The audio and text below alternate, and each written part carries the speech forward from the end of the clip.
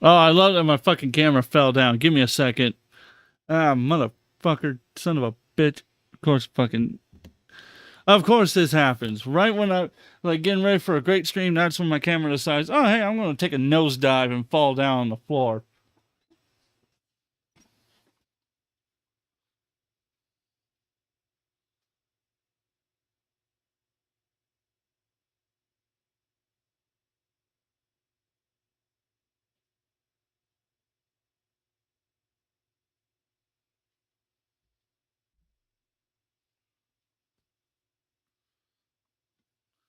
Alrighty, that should be fixed now, I think. I hope. Let's give it another test. God motherfucker. So I got a new camera, right? And I'm getting used to trying to get it set up, and good lord, this is why I need a producer. Somebody like physically somebody with me to help me do this. Give me a second. Give me a second. I'm gonna do it this way. I'm gonna keep changing scenes for you guys. Yay, disaster stream. Yay, disaster. Should be good. It'll be close enough for government work. Alright, now there we go. Now I'm in the camera shot. Just kind of lean in right here. Hello everyone. Welcome to another exciting episode of the TimbsCast. Oh, it's been a while, hasn't it? And I've had quite a few like disaster streams since the time I've done this. Ignore the fact that I was drinking Coca-Cola there. I ate dinner not too long ago. So, ladies and gentlemen, I hope you're all doing well for yourselves. I like the new camera, I really do. I like the podcasting feel. Although I'm gonna have to work on like the setup and the lens and everything. But in due time, I'll get all that ironed out and set up. But in the meantime, I hope we're all doing well. I hope you're doing fantastic. Because we got a wonderful set of content to cover today. Because I was just made aware of this by a friend of mine.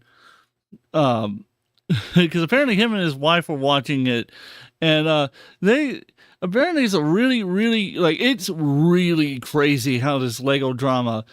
So from what I understand, it was a guy who was wanting to help his grandfather, if I'm not mistaken, not grandfather, but his father, get treatment for I think it was cancer he's dealing with. So he sold off his father's Lego set, and apparently the company that he sold it to has a very terrible history, and the new owners have basically been using the police department to intimidate him, harass him, and in my opinion, illegally arrest him on more than one occasion. It's actually kind of crazy how much they're getting away with that. It is honestly insane how much they're getting away with that. It is truly just disturbing to me on so many levels. So, so ladies and gentlemen, I hope you are ready for a wide ride. And while we're at it, we're also going to be covering we're going to be covering more of the Jeremy story because Jeremy absolutely fucking felt it, Melanie Mac. It was hilarious. But first, we're going to get into the Lego story. We're going to get into this Lego story real quick. And so, let's go ahead and head over to the live scene here. Hopefully we're... Okay, good. We're here. Oh, what the hell? Why did the camera turn off? What is this all about? I know I don't have auto turn off enabled. Don't you fucking do this to me. There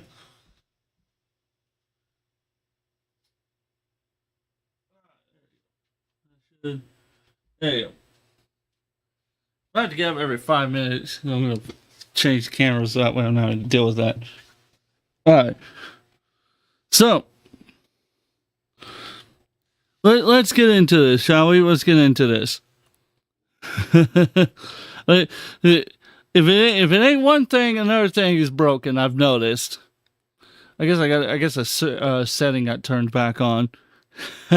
Say pro streamer. Oh, ha ha. Fuck you. Fuck you. Here you go. Here you go, buddy. Here you go. Just for you, mate. Just for you. So, fucking pro streamer. Fuck you. Alright, so let's get into this video, shall we? Let's get into this. Hello guys and gals, me Mutahar, and at this point you probably know what this video might be about. We're talking about Legos. Now initially I was a little bit apprehensive, I didn't really know what to think about, but the more I looked into the story, the more I was blown away at how a story about Lego blocks have led to a possible story about government corruption, police corruption, and in some ways, possible police brutality. It's crazy shit to see. So how did this story basically start? We have to go all the way kind of at the beginning, but I'll warm you into it, ladies and gentlemen. You all know what a Lego probably is. You probably played with them as kids. They're little blocks that you connect together. And in some cases, you know, if you were growing up like me, your parents probably Yeah, I remember when I was a kid, I used to play with Legos all the time. My favorite was like the Indiana Jones sets, because I used to love building the little Indiana Jones sets and watching the Crystal Skull. I think was the one I remember getting that had like the little temple and everything. Man, I used to love Legos so much. Legos was like my jam when I was a kid. Really was. I really enjoyed it a lot. It's just a shame now that well, it's not really actually a shame. I actually enjoy it. Legitimately, I just don't have time. Otherwise, I would actually play with Legos like that. I would just be like playing with Legos. I don't remember if I set that up. I hope I did. So, anyways, getting back into it, right? I've always enjoyed playing with Legos. I've always enjoyed having fun with Legos. Like that was always my thing as a kid. That's just legitimately just how my thing was. And like I don't know too many people that didn't play with Legos. Honestly, I don't know too many people who didn't enjoy Legos. I mean, like I said, I always enjoyed Legos when I was a kid. That was always more of my thing. Let me get the microphone pointing at me.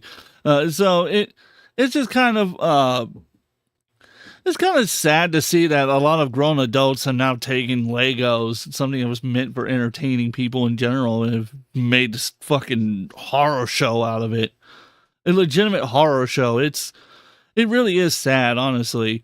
Well, let's get into it, shall we? Let's get into it. You like a set, maybe you got like a bucket, maybe you got mega blocks. But in some cases, some of these actual Lego sets can be pretty fucking expensive. For instance, you want this Shrek Donkey Puss in Boots? That could be $180 Canadian. The Endurance, for instance, could be $350 Canadian. This story involves a family that has an estimated value of $150,000 to $200,000 worth of actual Lego. So to give you an idea, the Mansell family in this case was a family that had invested a chunk of money, $30,000, and over the course of 15 years, the value of the Lego sets that they purchased went up from $30,000 to above north of $150,000. So they had about 700 plus sets, over 1,000 minifigurines, and all of this was basically sent to a store called Bricks and Minifigs to be sold under consignment. Now, of course, ladies and gentlemen, how are these so valuable? To give you an idea, the Lego economy, much like the retro gaming economy, which I kind of used to collect, not anymore, because to be honest with you, the things have gotten so expensive. It's like Pokemon cards, like any collectible. Once a douchebag jumps into it, things just blow out of proportions, and the average interested normie falls out of favor. But for instance, one such actual set, the Lego Star Wars Cloud City, you might think isn't really that big of a deal. Well, according to the brick economy, the people that look into the economics of Legos, it is currently valued at around 21,440 Canadian dollars. Holy... How much is 20,000 Canadian? How much is 20,000 Canadian? I'm curious. You got me curious. How much is 20K? What was it? Would be The idea, I think, is CAD in USD. That's right, CAD. So 20,000 in Canadian dollars is about 14,000. Well, rounding up to about $14,500. The exact is $14,482.30. But given that we are at the 480 mark, I would assume you just round this up to about 14,500.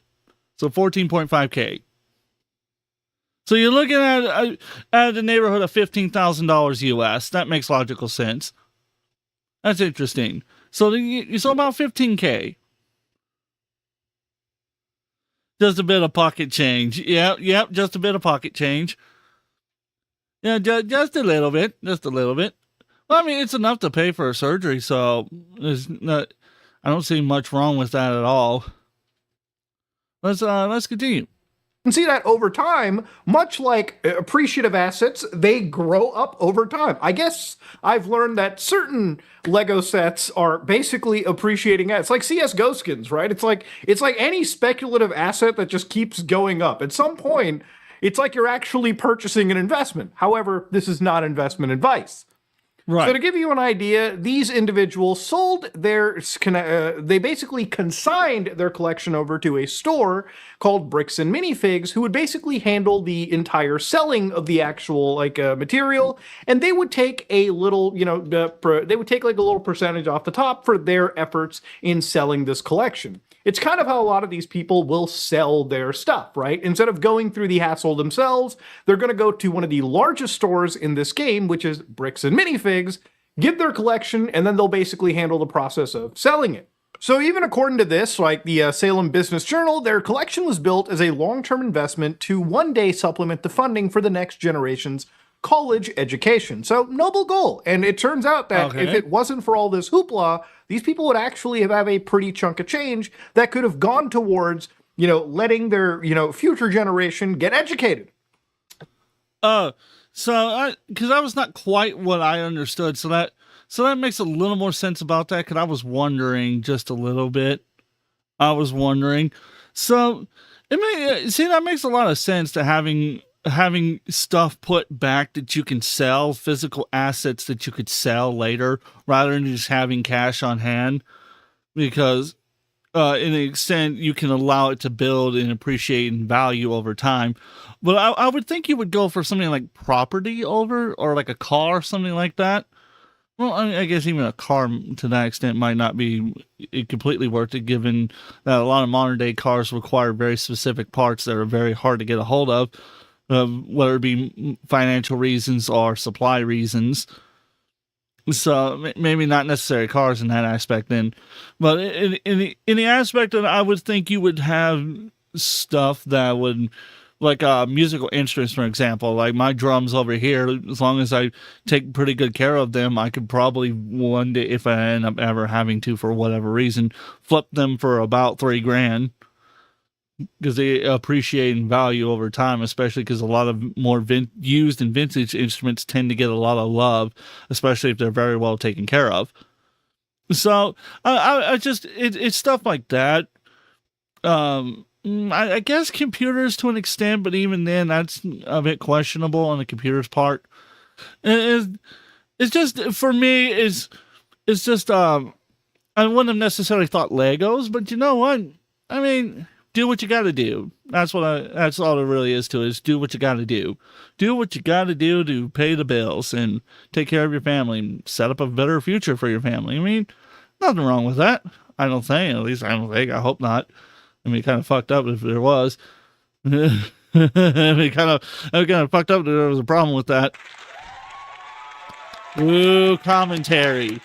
Hashtag pro streamer over here. Let's continue.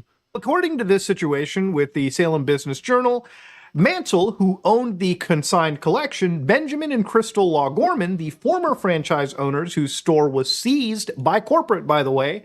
So the big corporation comes in. Aaron McNeff, CEO of BAM Franchising, the parent company behind Bricks and Minifigs, they basically review. I'm going to read it specifically. Decided value more than 10,000 each. Let's see. Reviews of all three principal parties: Mansell, who own the consigned configuration, Benjamin and Crystal Law Gorman, the former franchise owners whose store was seized by the corporate, Amon McNiff, the CEO of BAM and Minnie's Figs brand. The Salem Business Journal also reviewed the signed contestant agreement, a former termination letter sent by Mansell, email correspondent documenting the signed agreement, and photography spreadsheet. All allegations remain unproven in a court of law. Active civil litigation and criminal investigation are ongoing. So the Lord got to get some stuff done before work in the morning. Oh, you're good, boss man. I appreciate you showing up and commenting a little bit and just listening. Every little bit counts. Let's see. Law Gorman, the business owner of Bricks and Minifigures, Salem Caesar LLC, signed a formal contestment agreement. The Salem's Business Journal has reviewed this document in full. Under its terms, Mansell guaranteed that the collection and consenting under Section 4 of the agreement makes ownership ambiguous. The contestants' merchants remain in Mansell's property in full until the moment of sale. The store was entitled to 35% of the gross income on or before the 15th of each month. Entitlement to come is the agreement to cover the full replacement value of the collection against fire, flood, theft.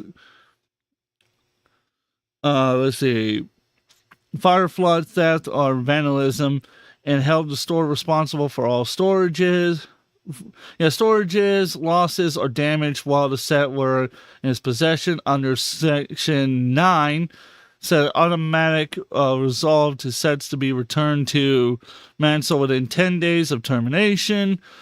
Critically, Section 10 stated that the agreement was binding on any sectors of the parties, but neither party could sign their interests without prior written consent. I'm assuming.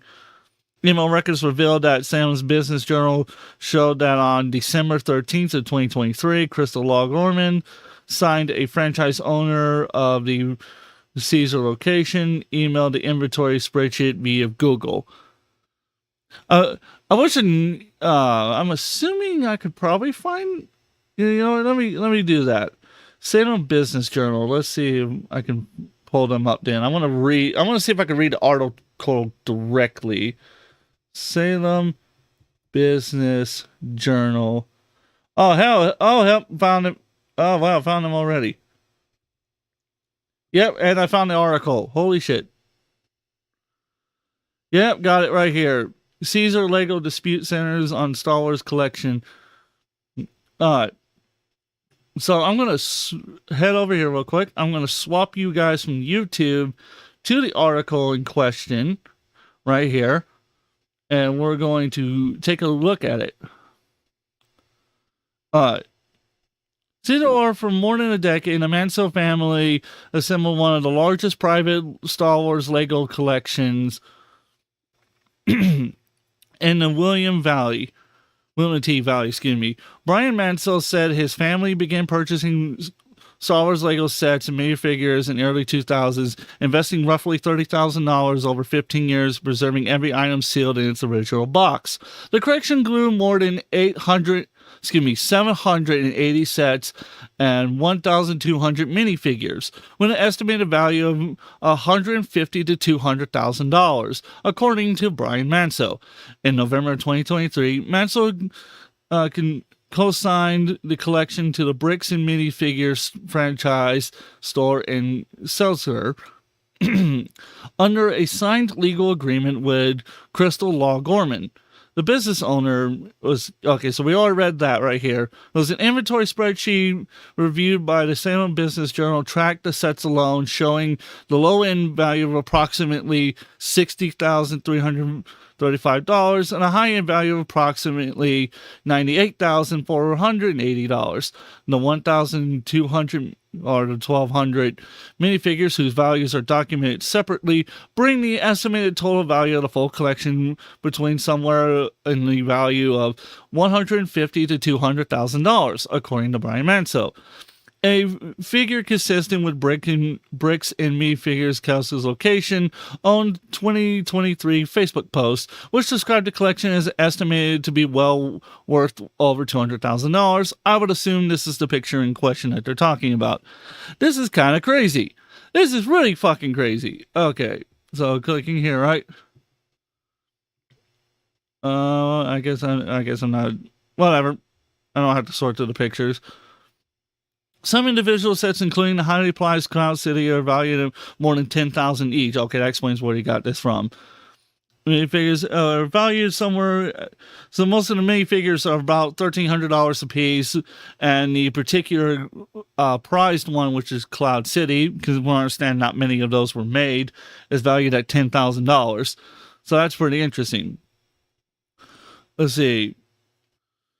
The Salem Business Journal conducted on-record interviews with all three principal parties: Mansell, who owned the co-signed collection; Benjamin and Crystal Law Gorman, the former franchise owners whose store was seized by corporate; and Amon McNeil, CEO of BAM Franchising Incorporated, the parent company behind Bricks and Minifigures brand. The Salem Business Journal has also reviewed this co-signed agreement. Okay, yeah, so we already read through that. The co-signment agreement states right here, the consignment agreement, excuse me. On November 22nd of 2023, Brian Mansell and Crystal Law Gorman, business owner of Bricks and Minifigures, signed a formal consignment agreement. Making sure I'm getting it right. The Salem Business Journal also reviewed this document in full and under its terms. Okay, yeah, so we've looked through all that already. So right here is the emails in question where it goes, if we read, okay, so I see right here, because this part was cut off right here in the video. So let's read here, and then we're going to read the pictures of the emails, and then we're going to read further into the document. The former paper trail supports the argument is supporting the argument is documented. Email records reviewed by the Salem Business Journal show that on December 13th of 2023, Crystal Law Gorman, signing as a franchise owner of the Kelso location, emailed the inventory spreadsheet via Google Sheets directly to Brian Mansell. On December 20th of 2023, Mansell emailed the finalized consignment agreement back to the store for signing. The consignment was an active, formally documented business agreement from its earliest weeks. Here's the screenshots of the emails in question. From Mansell, this is musicmansell@gmail.com, goes, I made all the changes we discussed in the contract. I have attached to it as a Word document. Please let me know if it looks good to you. And if so, I will print some final copies for us to sign. Thank you so much. Talk to you soon, Brian. Replied back with a Google document from Crystal Law saying that basically this is the figures of what it would possibly sell for. Obviously, I don't have a link, so I can't click on it. I trust me, I tried. The consignment was also publicly celebrated. The store's owner's Facebook page on November 7th of 2023 posted that the Bricks and Minifigures Salem Kaiser store would be displaying one of the largest, most valuable, privately held collections of Star Wars Legos in the world, calling the investment to be estimated well worth over $200,000. The agreement ran smoothly for the better part of a year. Logorman maintained a detailed spreadsheet tracking every sold and unsold item, waylays, storage locations, and sell prices for each set, covering the sets portionally of the collection only separate from the 1,200 minifigures. Mansell came in monthly to collect receipts and a percentage of the checks. According to Mansell, when Law Gorman was later forced out of the store, she was not permitted to print or take a copy of the spreadsheet with her, meaning the inventory record she had built documenting the entire consignment was left behind in the store and remains accessible to whoever controlled it afterwards. Oh, this is good. Oh, boy. Oh, my God. I already know this one's going. I already know where this one's going. This is gonna be fucking good. I can tell.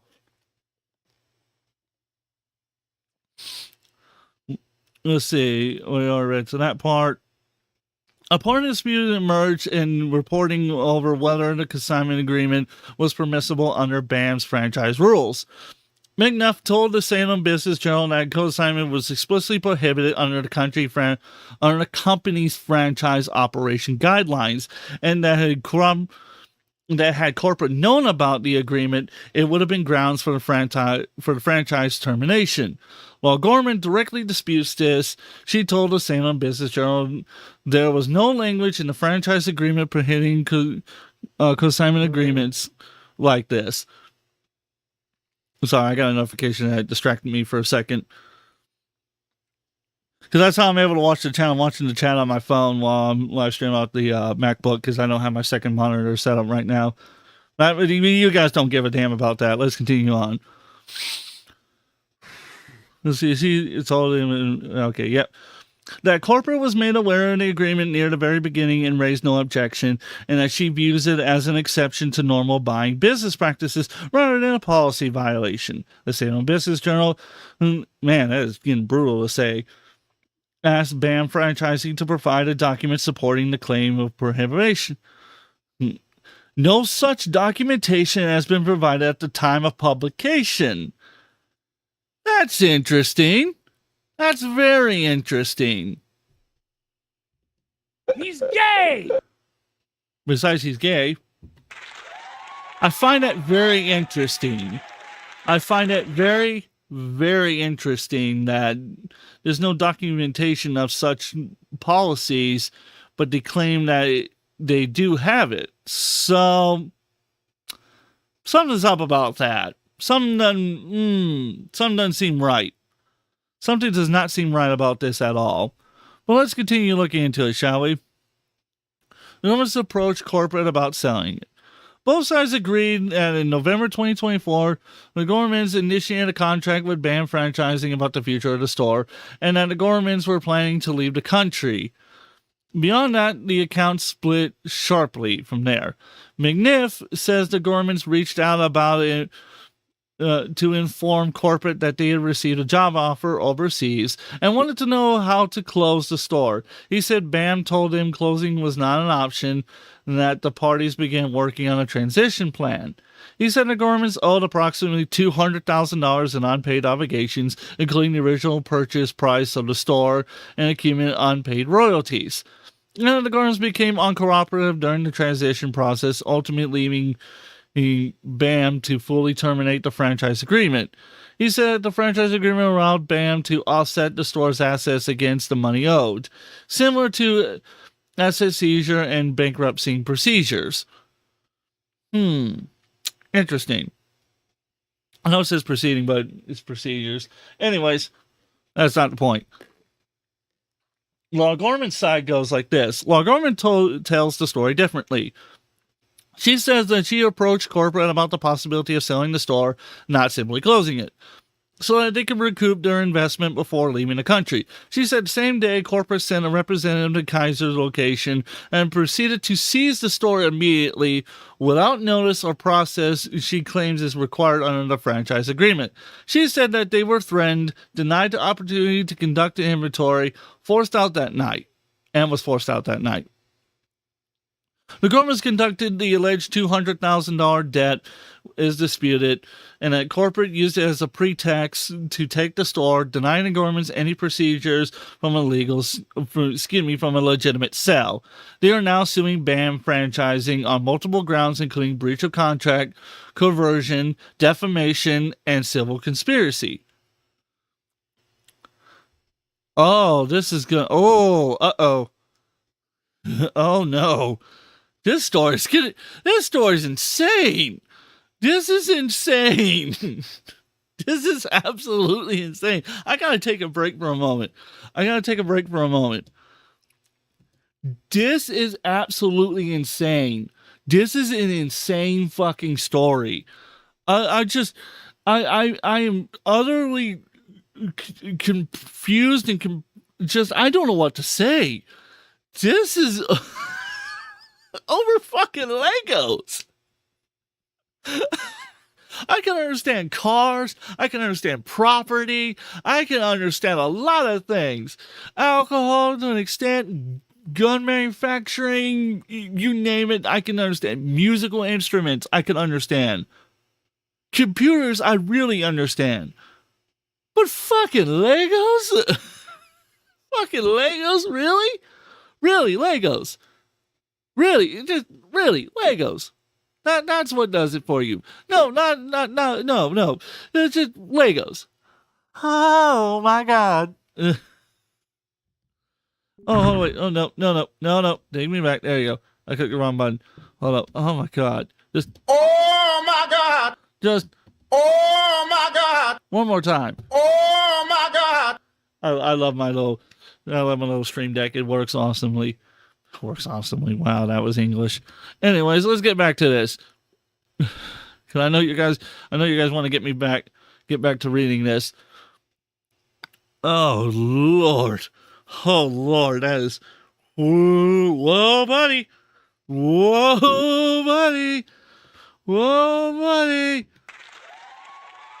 Oh man, this is nutty. The Gormans claim that the night of the seizure, on November 14th of 2024, Law Gorman informed the corporate representative, who was simultaneously on speakerphone with BAM Corporate, contacted the Gormans identified as Kai McAllister. I think that's pronounced Kai. I could be wrong. Let me check. Let me just, for the sake of clarity. It probably is Kai. But yeah, that's how, that's how I'm going to pronounce it. And fuck you if you don't like me for not pronouncing it as it's supposed to be.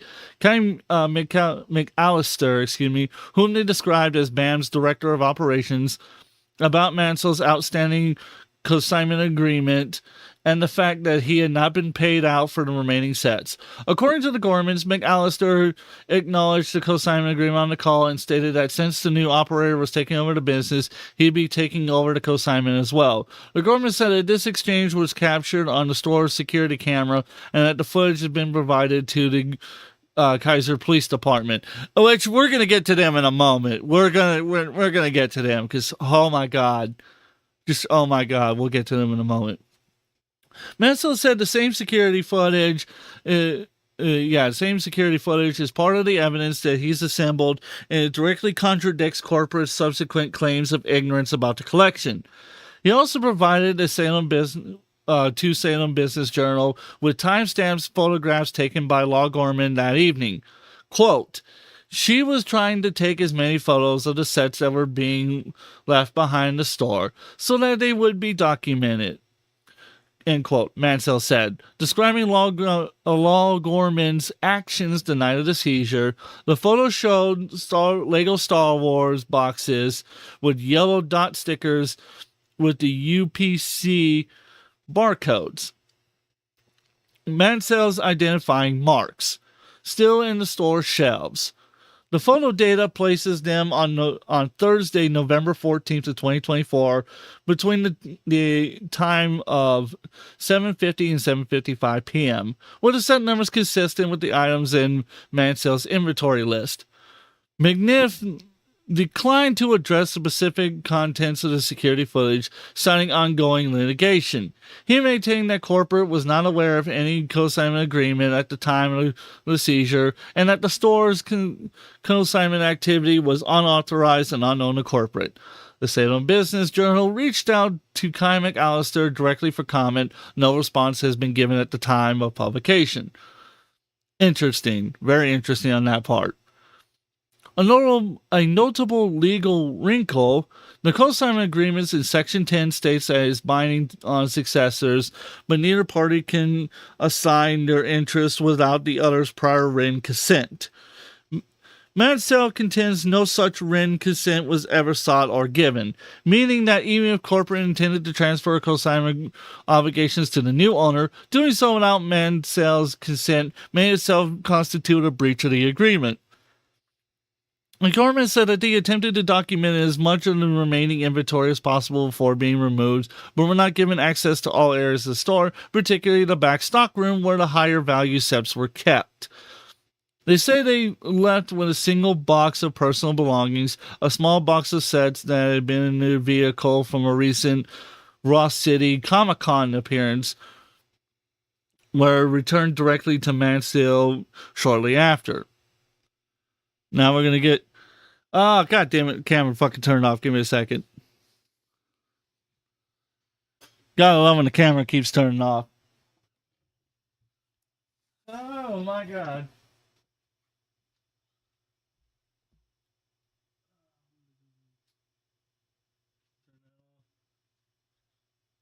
That should be fixed now. It should be fixed now, I hope. I'll be so mad if it's not fixed.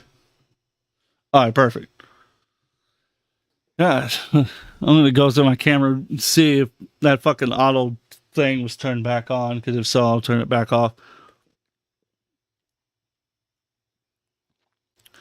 Alrighty, let's get back to this.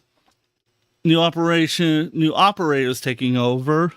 So we'll call this like chapter 5 or something like that for the sake of keeping up with what's happening. Following the seizure, BAM engaged a third-party entity and identified as McNiff as Baker Bricks LLC to conduct the inventory of the store.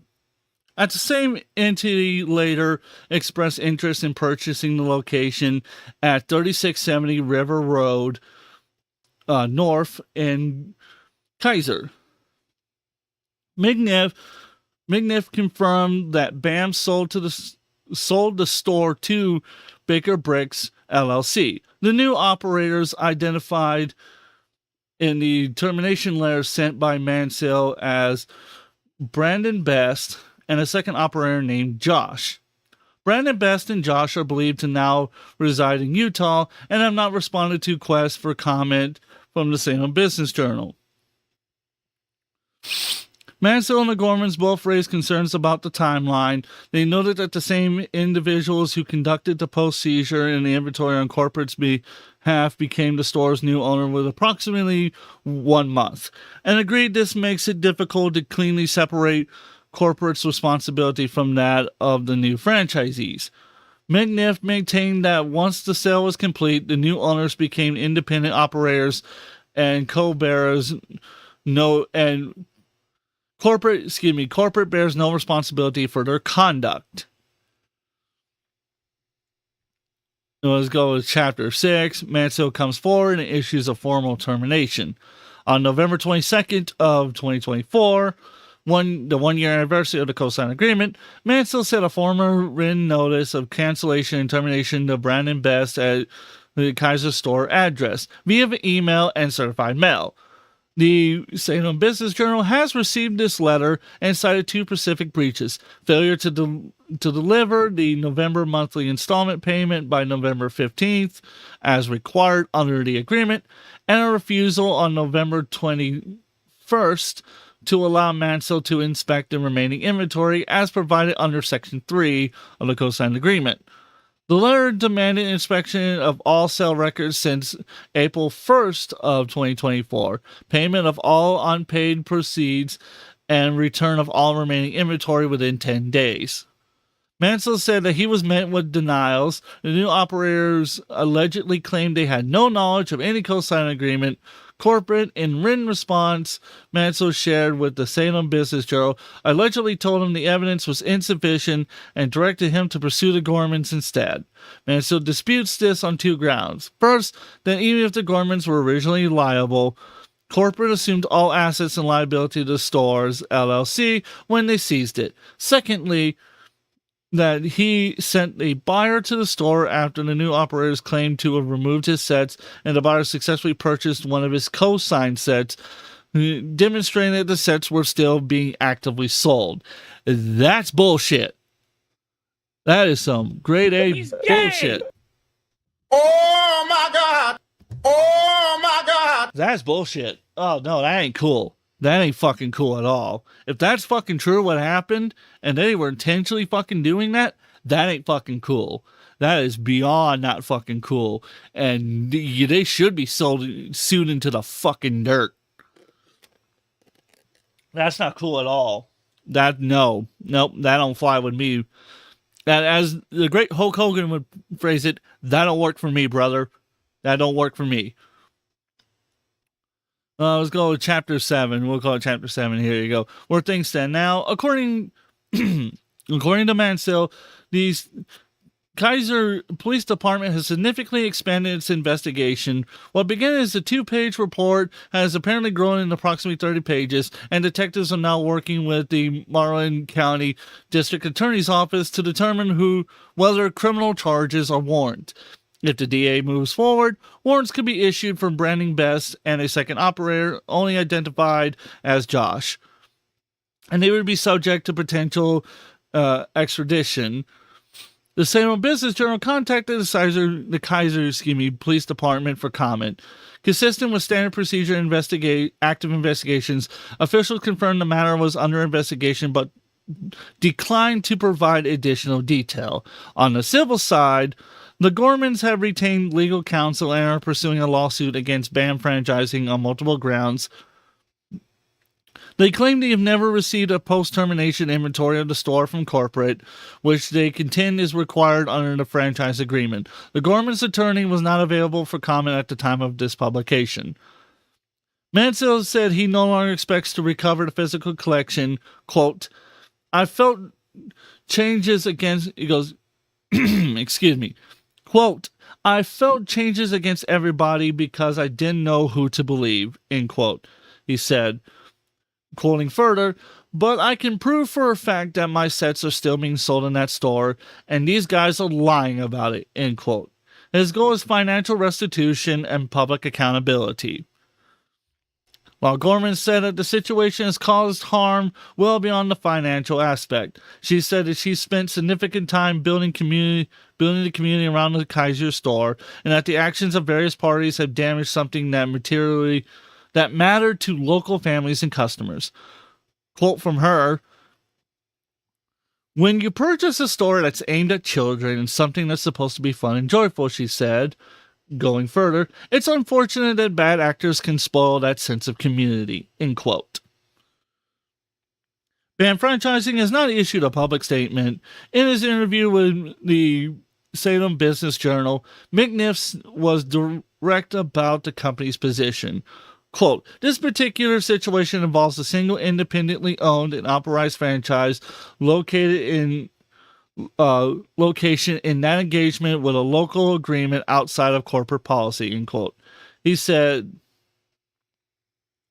he maintained that the company does not condone franchise owners operating outside the policies, but that independently owned locations are ultimately responsible for their own conduct. And a little statement from the Salem Business Journal goes, the Salem Business Journal will continue to follow the story as the criminal investigation, civil litigation, and community response develops, including the outcome of the DA's review, the Gorman's lawsuit against BAM Franchising, and any response from new operators. We will report on it. All allegations described in this article are presented as claims by the respective parties and have not been adjudicated in the court of law. Well, I may have stumbled through some of that. That's fucking crazy. That is fucking crazy. That is a level of fucking crazy that I don't even know where to begin. So let's bring it back to the YouTube video, shall we? Oh, wow. That's nutty on so many levels. Holy Jesus, Batman. That is wild fucking behavior. This is even more wild than I thought it was gonna be. Whoa, buddy. Whoa, buddy. Just whoa, buddy. Oh, my God. Oh my God. Let's continue with the video, shall we? A signed consignment agreement, a formal termination letter sent by Mansell, an email correspondence documenting the consignment arrangement, photographic evidence. I mean, every single thing imaginable. And to give you an idea, ladies and gentlemen, yes, I even have some of these actual documents to show you. So the consignment agreement, for instance, right over here, they say that Mansell owns a large collection of retired Star Wars. All right, cool. I wonder where he got the documents. It might have been in there, and I just didn't click on the link to get it. The consignment agreement. This agreement is effective as of November 2020. November 22nd of 2023, between Brian Mansell, I'm not going to state his address, and Bricks and Minifigures of the Salem Kaiser store. Right to sell. The parties agreed to the following things, right? Which is number 1, right to sell. Number 2, procedures of the sale. Number 3, records. Number 4, title to merchandise. 5, loss and insurance. So, the pretty much everything that they described in the Salem Business Journal's article, which they did a fantastic job, totally fantastic. I actually enjoyed reading that. I'm actually going to follow them more. They might actually be worth more of my time of reading because they did a fantastic job, honestly. Well, let's see what he reads out here. Lego sets, basically new, unopened, used, blah, blah, blah. Cataloged, again, in Schedule 1, which we'll see as well, too. Bricks will pay to Mansell a portion of the sales proceeds, which will be calculated. 65% of the proceeds from the gross sale of the Star Wars Legos as well are going towards him. And of course, as you can see right over here, what's important is 4, which is the consigned merchandise shall remain the property of Mansell until sold.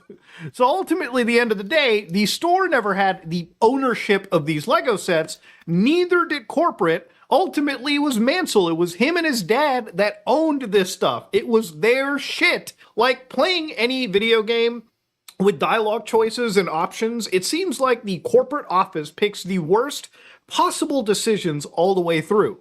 Now, obviously, a better way to look at it is that the store essentially was acting like an auction house in a sense, that they were just being the middleman selling it on Brian's behalf, guaranteeing that he would get a certain amount of money instead of him trying to risk it all and hoping that on, say, like eBay or something like that, and hoping that when it gets shipped, it wouldn't get fucked up or anything like that. He chose to take a smarter business route, which I agree that it was a smart idea on his behalf. Don't get me wrong.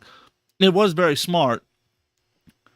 However, I could see how it would easily turn against him, how it could easily cause him all kinds of issues and problems. I mean, honestly, it's sad that this is what it's become. It legitimately, I feel bad for the family because this is terrible. This is fucking terrible behavior, legitimately on the owner's behalf. Like, this is just. The company's fucking garbage. Nobody should ever fucking want to work with them ever under any circumstance ever. That is just, you're retarded if you do that. In my opinion, in my full and honest opinion, you're retarded if you do that. And you see, even the confetti agrees with me. See, the confetti agrees with me that you're retarded if you work for this company or you get into their franchising. You literally are better off just doing it all independently. In my opinion, you're better off doing it completely independently of this company because BAM clearly will set you up for failure. It's pretty obvious. I mean, do I really have to like hit it any further? I mean, it's pretty obvious. It's just so dumb. And it's such a dumb thing to get yourself into, in my opinion. It's so incredibly dumb, right? It's so dumb that they would just, not go, hey, is this your property? All right, take it. We didn't agree to this agreement. If you want to come back and sell it, now, if you want to come and sell it to us, we're going to put the new owners in. We'll set up a date for you to come in. We'll reevaluate everything, and then we'll sell it to you, and we'll give you whatever amount you want. Like we'll sell it for you for about, say, 60% of what it's worth or something like that. Like Guitar Center, for example, sold me I sold my DW kit to them, right? I got 60% of what they valued it as because they know they can only make a certain amount of money because it was a beat up used drum kit. But it still had value because it was DW, and DW is a very high quality brand that commands very high prices. So the point being to that is they could have done something like that where they could have said, hey, look, we'll pay you about 60% of what all these sets are worth. We're going to get you clean off of this because these people weren't doing business. Assuming that the corporate story is correct and based on the journal, the Salem Business Journal, obviously corporate doesn't seem to be correct. But let's give them the benefit of the doubt and say that corporate was correct, that they actually did owe a bunch of money, right? Let's say, look, we're dealing with them right now. We just need to recuperate the losses that we've got. So here's what we're going to do. We're going to buy these sets off of you for 60% of what they would be worth, and the figures included, so we can sell them back and regain our profit. You get the money. You get cash up front, or at least in installments. We'll do it in installments every month. Every month you're going to, on the date that it was signed where you were supposed to get the checks, we'll directly wire it to you so you don't have to go and cash the check and wait. It automatically clears for you. Stuff like that, right? They could have done something like that, and that would have completely cleared the situation. There would be no drama. Because if he didn't take it, then people would go, well, that was stupid. Why didn't you take it? If you needed the money, why not take it? 60% of $200,000. What is 60% of $200,000? Real quick. I got to look that up. Because I'm not the greatest at math. What is 60? Yeah. Percent of 200K. Let's go with the highest value, 200K, right?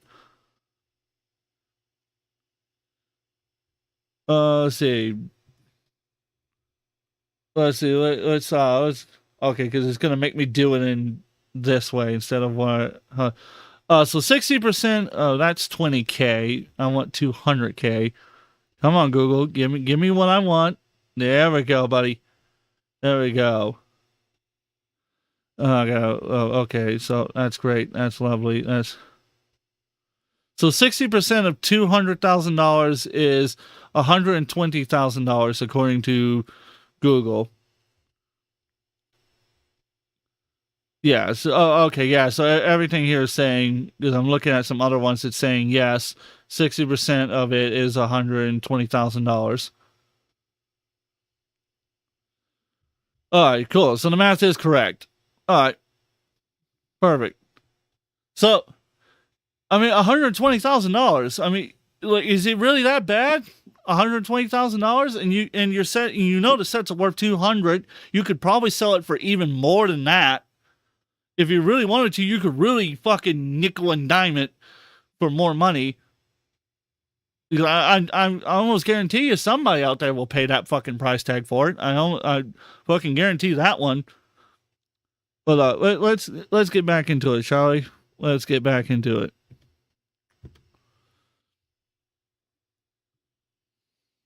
For a family that's this stressed out, they were dealing with corporate, they were dealing with a government that wasn't necessarily fighting on their behalf. So what did they do? They decided to go to a YouTuber. And that YouTuber was Reckless Ben. Now, Reckless Ben is an individual that has been involved now in the story, pretty much in the trenches of it. This is a man that is now involved in a legal case. And this is also a man that has had law enforcement agencies kick down his door. Oh, yeah. On more than one occasion, they have been, wrong, right there. Temporary restraining order right there. See, the thing is, in my opinion, what the police have been doing is essentially bullying and intimidating him into not investigating the story and not helping the family. Like, they literally stole one of the posters and threw it in the fucking car, like the car that the officer was driving, even though they did nothing illegal. All they did was go to their fence, hang up a little poster that had a GoFundMe with a QR code for people to scan. The guy took a picture, posted on Instagram, but apparently, like, they were going, literally, I'll play the video in a moment that has the body cam footage where they were talking about how they wanted to try to get him on indecency, they wanted to get him on recklessness, they wanted to get him disturbing the peace, they wanted to get him on disorderly conduct. Like, they were looking for all kinds of shit. They were trying to claim he was a drug dealer, that he was a wanted criminal in multiple states. Like, they tried all kinds of insane things.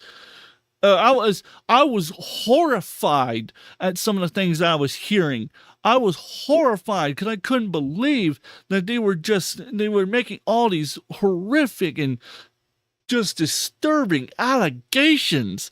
It was like, what the hell is wrong with these people? And then to come and find out they're all fucking members of the Mormon church. I was like, well, that fucking explains everything.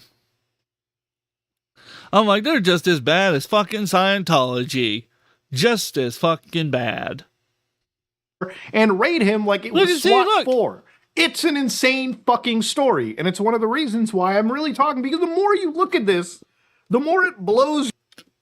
So to give you an idea, just the understanding of how this went, the Mansell family owned this collection. The consignment, which was delivered in a 65-35 split to the Kaiser store, the store that holds it but does not own the stuff, this franchise is then killed. The store is seized in November 14th of 2024.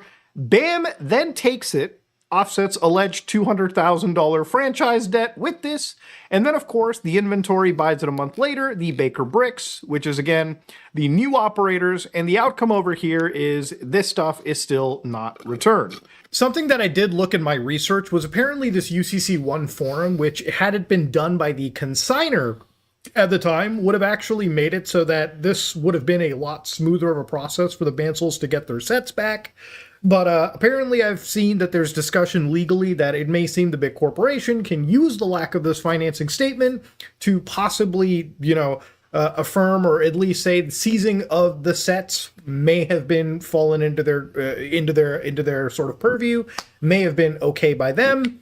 But also I've heard lawyers that say that, again, the Mansells can walk out of it. The only reason I include this is because it seems like a lot of things were missed, and ultimately the family is harmed in this process because of just this whole situation being as messy as it is. There's a lot of contributing factors, and there's a lot of plays that are being made at the moment. Now, to give you guys a quick understanding of Reckless Ben, he is quite in fact a reckless individual. He's fucked with Scientology. He has a different way of investigating these kind of stories, right? He is more of a showman. Well, he's also a very good investigator. I don't want to denigrate the man, but he's also a very good showman in this situation. And there was a couple things that Ben had done to basically antagonize, I would say, Bricks and Minifigs, anything to raise the awareness, right? And awareness he did raise.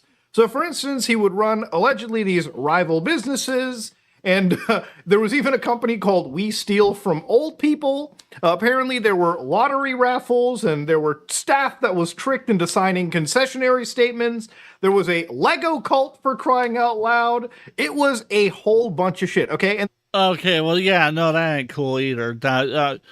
Okay, so here's the thing, right? I understand wanting to be extremely fucking petty, right? Because I tend to be a very petty individual when it comes to certain things and whatnot, right? That's what I tend to do. Sometimes I become a very fucking petty individual. But however, it's not fucking cool to sit there and just doing petty crime drama and nonsense like that. That to me, that doesn't help the issue. That doesn't solve the issue. That just makes the situation worse for everyone involved. It's really just not a good idea. I'm not trying to condemn the guy for his behavior. I don't blame him. I think it's kind of funny. Me personally, I think he could have gone one step further and been funnier.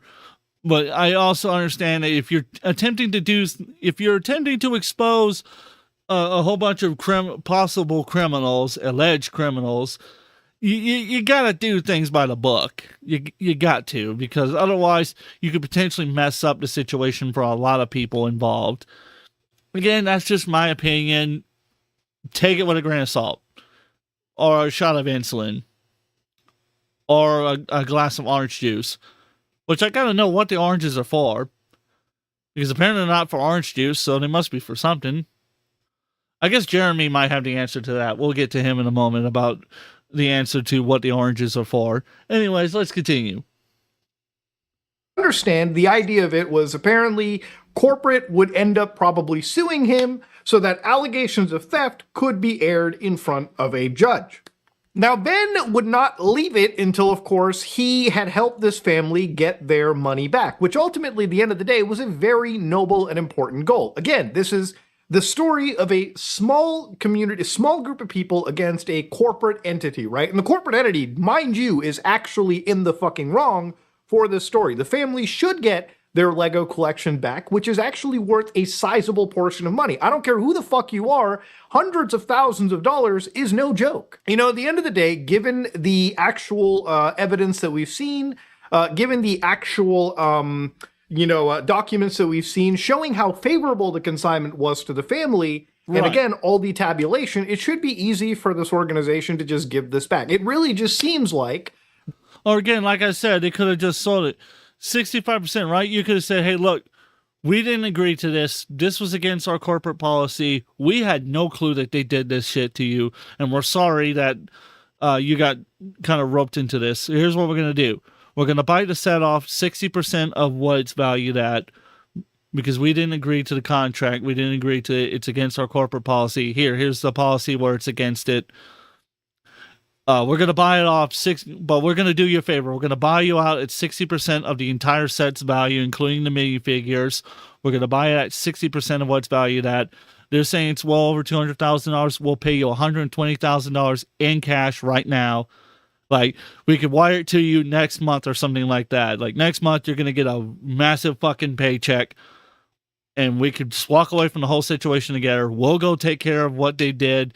You go on with your day or your life or whatever. And hopefully if our paths ever cross again, it's under better circumstances. They could have done something like that. They could have done something like that and it would have fucking worked. But no, they just had to fucking be pricks about it. They just had to be pricks about it. Why am I not surprised at this fucking rate? Oh my God. Oh my God. Oh my God. Anyways, let's continue. Big corporation is stealing from a fucking small family over here. I'm not surprised. So anyways, it gets even deeper, ladies and gentlemen. Oh God. So Reckless Ben decides that as he's doing this investigation, at the same time, law enforcement agencies in the surrounding area are going to get involved and basically, in some ways, target him, right? They're going to go after him. They're going to follow him in every step of the way. Yep. And they're going to look into every aspect of what he's doing. They're going to tell him that he's breaking the law. And if you watch these videos, Ben actually will explain how he's not breaking the law, right? Like, here's one clip where, again, Ben is placing this, like, sign down where it says, I stole a dying man's life savings. Yep. Which, it sounds very harsh. But obviously, given everything that I've seen, I have no other way to not see this, right? So to give you an idea, this is kind of what Ben has to deal with regarding the law enforcement in Utah. So listen to this. Freedom of speech, I am breaking no laws by doing this. So when Josh walks outside to take down this sign, I have a process server to serve him his court papers. But almost immediately, my sign got blocked. Oh no, he's blocking our sign. And here comes the cops. What are you guys doing? So we are in a court case with them and we have to serve them legal papers. So I explained to the cops the entire situation. I'm not going on his property. Right, no, that's fine. Yeah. That's fine. The police realized that we're not breaking any laws, and they've been called here for a false reason, so they decided to leave. Awesome, thank you.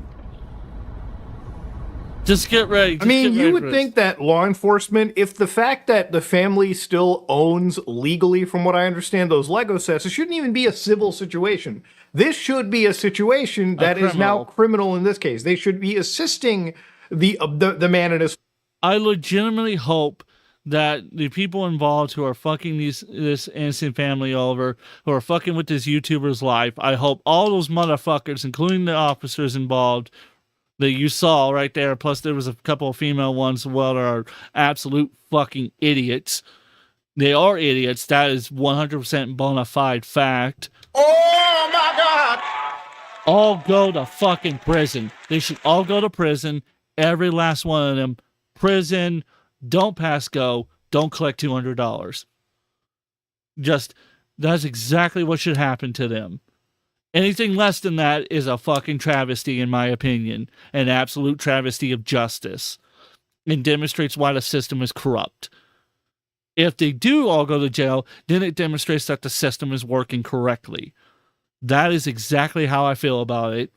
And you can cry in the comment section right now if you want. You can call me a jackass. You can tell me I'm gay and I'm felted and I'm sad and lonely and got no girlfriend. I'm not changing my opinion about it whatsoever. Sucks to be you, mate.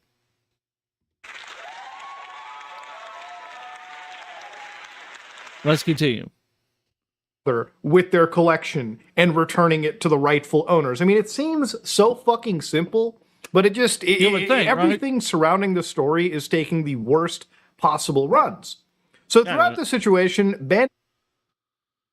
Alrighty, I do need to take a piss break, so I am going to move it over to the board because I got to take a piss break. I am not doing well, so I'm gonna kick on a little music for you guys, and then I will be back momentarily.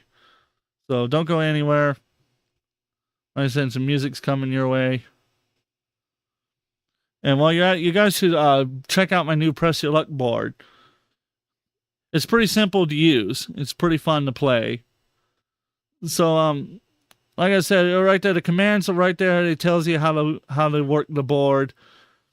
And it's pretty simple. So have fun, guys.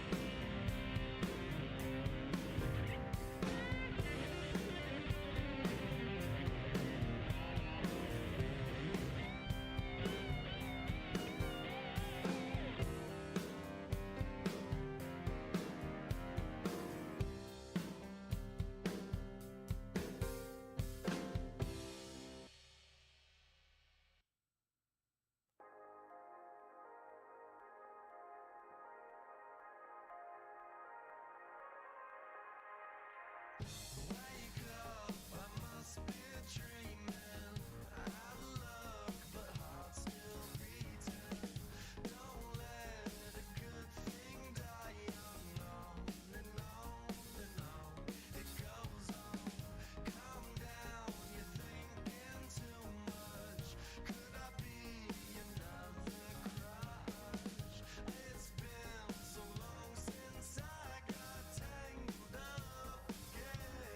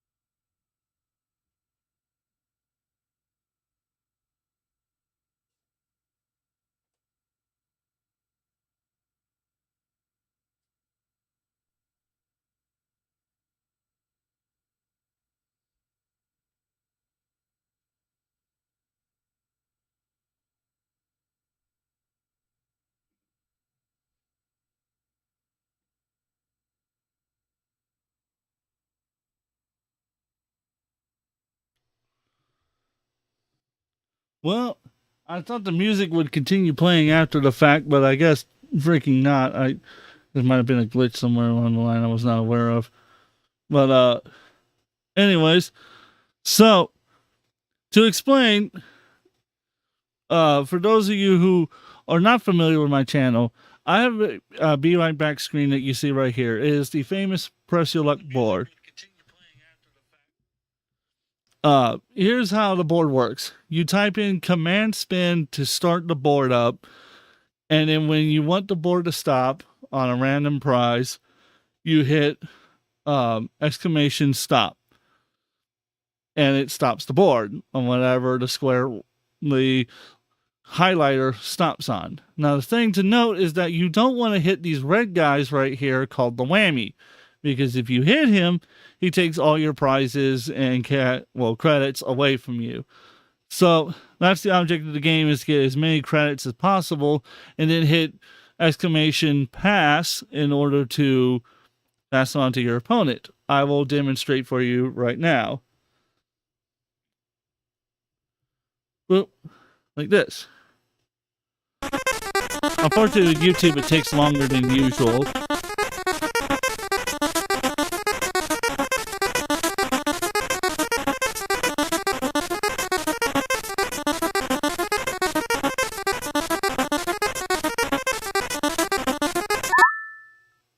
And there you go. That's how it works. It's pretty simple, honestly. The only bad thing is that YouTube Studio takes longer to connect than like Kick or Twitch, so there's a longer delay time. So I gotta figure out how to shorten that delay time up a little bit to make it more consistent. But that's how it works. So I'm going to hit pass, and I'm going to give you guys a couple of minutes to decide whether or not you want to play. And if you want to play, then just go ahead and take a shot at the board. If not, we can continue on with the content, because that whole Lego story is freaking crazy. Just absolutely crazy. Oh, looks like Oscar's taking a spin at the board. Here we go. She's taking a spin. Let's see what she lands on.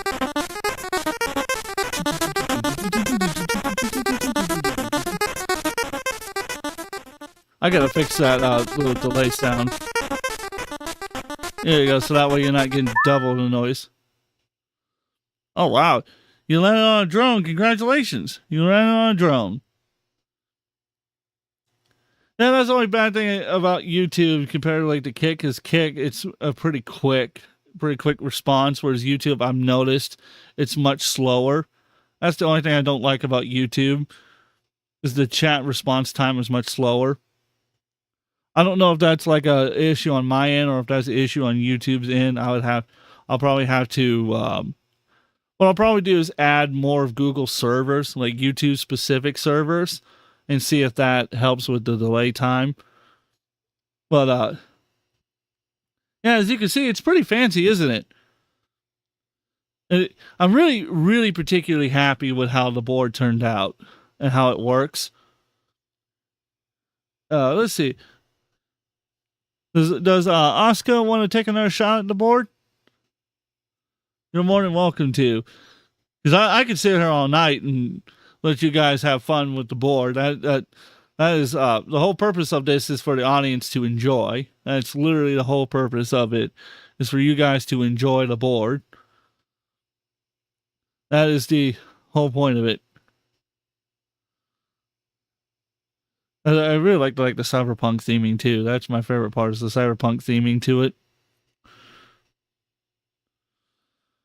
Ooh. Oh, I will say my back is killing me though.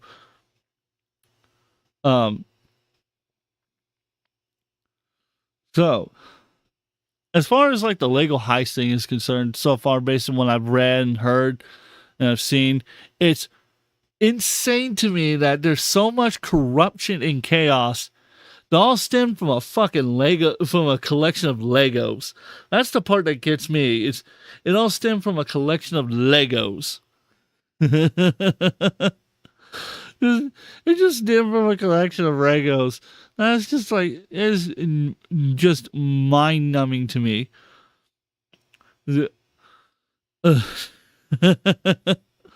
Well, I was gonna say, if no one else wants to take a turn at the board, I'm gonna go ahead and swap back over to my tuck scene here. Let me get my ugly face back on camera. Yay me. But as far as like the Lego thing is concerned, right? I just find it crazy. The whole situation is crazy. Yeah, freaking 20K worth of Legos. Yeah, it's nutty. It's actually $200,000. Like, the whole set was worth over $200,000, and we don't know how much of the set was sold. That's the part that's crazy to me, is we don't know how much of that set was sold. It is nutty to me. So let's get back into the video, shall we? Let's get back into the video. Or maybe I should, go over here and click this button. There you go. Ends up actually getting raided by law enforcement agents. So you can see, like, outside the Airbnb that he's staying at, you can see cops are lined up. They got the rifles out and everything. They are fucking doing and executing a fucking search warrant. They're raiding the house, Rainbow Six Siege style. These guys have been handcuffed. And why were they handcuffed? Well, I even decided to pull out the warrant actual affidavit, the affidavit for the search warrant. And over here, I shit you not, there is literally the crappiest response they could have actually provided. Oh, no. So inside over here, they say that the facts to establish the grounds of a search warrant, again, go down over here, the officers contact the homeowner of the Airbnb. Oh, good Lord. I can already tell I'm going to hate this. The facts to establish grounds for a search warrant are: 1, Officer Richardson, M.A. Oh, Lord. Officer Richardson is a post-certified officer as of 2024. I have worked in law enforcement for a year and have been trained to investigate incidences including domestic violence, theft, vehicle burglary, possession of controlled substances. I have been trained in narcotic detection through field experience. I have numerous experiences in assessing and apprehending violent suspects related to aggravated assault, domestic assault, and other offenses. Let's see. Oh, I gotta go. I understand. You have a blessed night. On March 3rd of 2026, I was dispatched to a harassment detail at a local residence in America Fork. Upon arrival, I recognized the address as a repeat address that had been resulted in the arrest of Benjamin Schneider. Benjamin was arrested days prior for stalking the victim in the case. For this incident, I found 4 individuals outside the residence who were hanging a sign that depicted the victim's face with the words next to it, and it goes, quote, I stole a dying man's life savings, end quote. The reporting party reported that they arrived in a black Chevrolet Malibu yielding a Utah license plate. They post the number there. I made contact with one of the individuals to ask what was going on. One of the males told me that he was supporting a website called GoFundMe. How the fuck you not know what GoFundMe is? And elected to show me his phone. While looking at his phone, I noticed he was FaceTiming a person whose contact info shared Ben. I asked the male if he was speaking to Ben Schneider or any of his aliases via YouTube. So they clearly know who he is, and they know what these websites are. So yeah, I call bullshit. I call total bullshit. That is total bullshit. Let me see if I can make this bigger for me to read. The small text is a little hard for me to read. Let's see. What was it? He confirmed that Ben was the one on the phone. Due to previous cases regarding Benjamin, I knew he had been arrested for stalking and apprehended and appeared to have been having those 4 individuals go to the victim's residence on his behalf to continue the harassment. I advised the male of his Miranda rights and informed him I intended to seize his phone for evidentiary purposes. This male was transported to the American Folk Police Department. Wow, this is bullshit. Oh wow, this is some real McBullshit. Later, a third-party individual shared information about how they had been a, quote, bunch of YouTubers, end quote, renting out their Airbnb. This fits the nature of Benjamin Schneider's group. An unmarked police unit went to the address of the B&B and scoped out the area and observed the same Chevy Malibu parked in the driveway that was associated with Benjamin Schneider. It is known that Benjamin Schneider is arranging various amounts of individuals to go to the victim's residence, enter his property, as well as hanging defaming signs. Officers contacted the homeowner of the B&B to inquire about the video footage. Wow. The homeowner was cooperative and provided video footage that displayed Benjamin walking into the basement apartment exactly 1580 some military hours. Let's see, minus 12, that would be about 3:58 on that day. I'm assuming must be PM. The homeowner also disclosed that he could hear multiple individuals inside the residence speaking about possible stolen Lego toys that they had taken. Wow. The officer would like to search for said items. Oh, fuck you to this officer. Fuck you. Fuck you. Fuck you. I'm used to using the camera right there. Fuck you. Oh, this is bullshit. Oh, this is so bullshit. This is so bullshit. To inquire about video footage in the house, right? Like cameras around and shit. The homeowner was cooperative, provided video footage that displayed Benjamin walking into the basement apartment at exactly, 4 o'clock on this day. The homeowner also disclosed that he could hear multiple individuals inside the residence speaking about possible stolen Lego toys that they had taken. Now, again, I'm going to be completely real with you. Reading that, it seems like the most flimsiest fucking excuse for a warrant, but that's apparently all they needed to raid this guy. And again, I would say harass him. And you could argue that Reckless Ben was also, I guess, in some ways kind of harassing himself too, like by setting up signs, starting up these fake businesses, basically being the guy that he is. But the reality of it is that ultimately the story started out not from a YouTuber picking a fight with a corporate entity. It's that a YouTuber was fighting for a family, a small family, against corporate entities that really just kind of fucking seems to have taken Lego sets, an actual really high value investment from this family. They took this family's money, and they're not giving it back. Yeah, no. They just, fuck the family. I just don't know what to say. So you can actually see that at this point, again, when I told you the worst possible decisions that anybody could do, the CEO, BAM Franchising, actually sues Benjamin Schneider, who is Reckless Ben's company, and again, Brian Mansell, and of course, Victor Nguyen. So again, instead of rightfully returning the actual Lego sets to the family, they decided, okay, we're just going to fucking sue them now, right? And again, you have to understand, right? Like, you can probably be in like a million email threads with these kind of assholes, and they will just run rings around you. But the moment you actually try to fight back, they will use the legal system to effectively crush you. So they say that Brian demands return of allegedly consigned Lego product without evidence. So within 24 to 48 hours following Crystal's termination. So the argument that I believe BAM is making is that they weren't the ones that signed this agreement. It was actually an agreement signed by the previous party.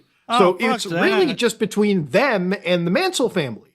But if you guys took possession and it's under your domain, you should return it back, okay? It's just that fucking simple.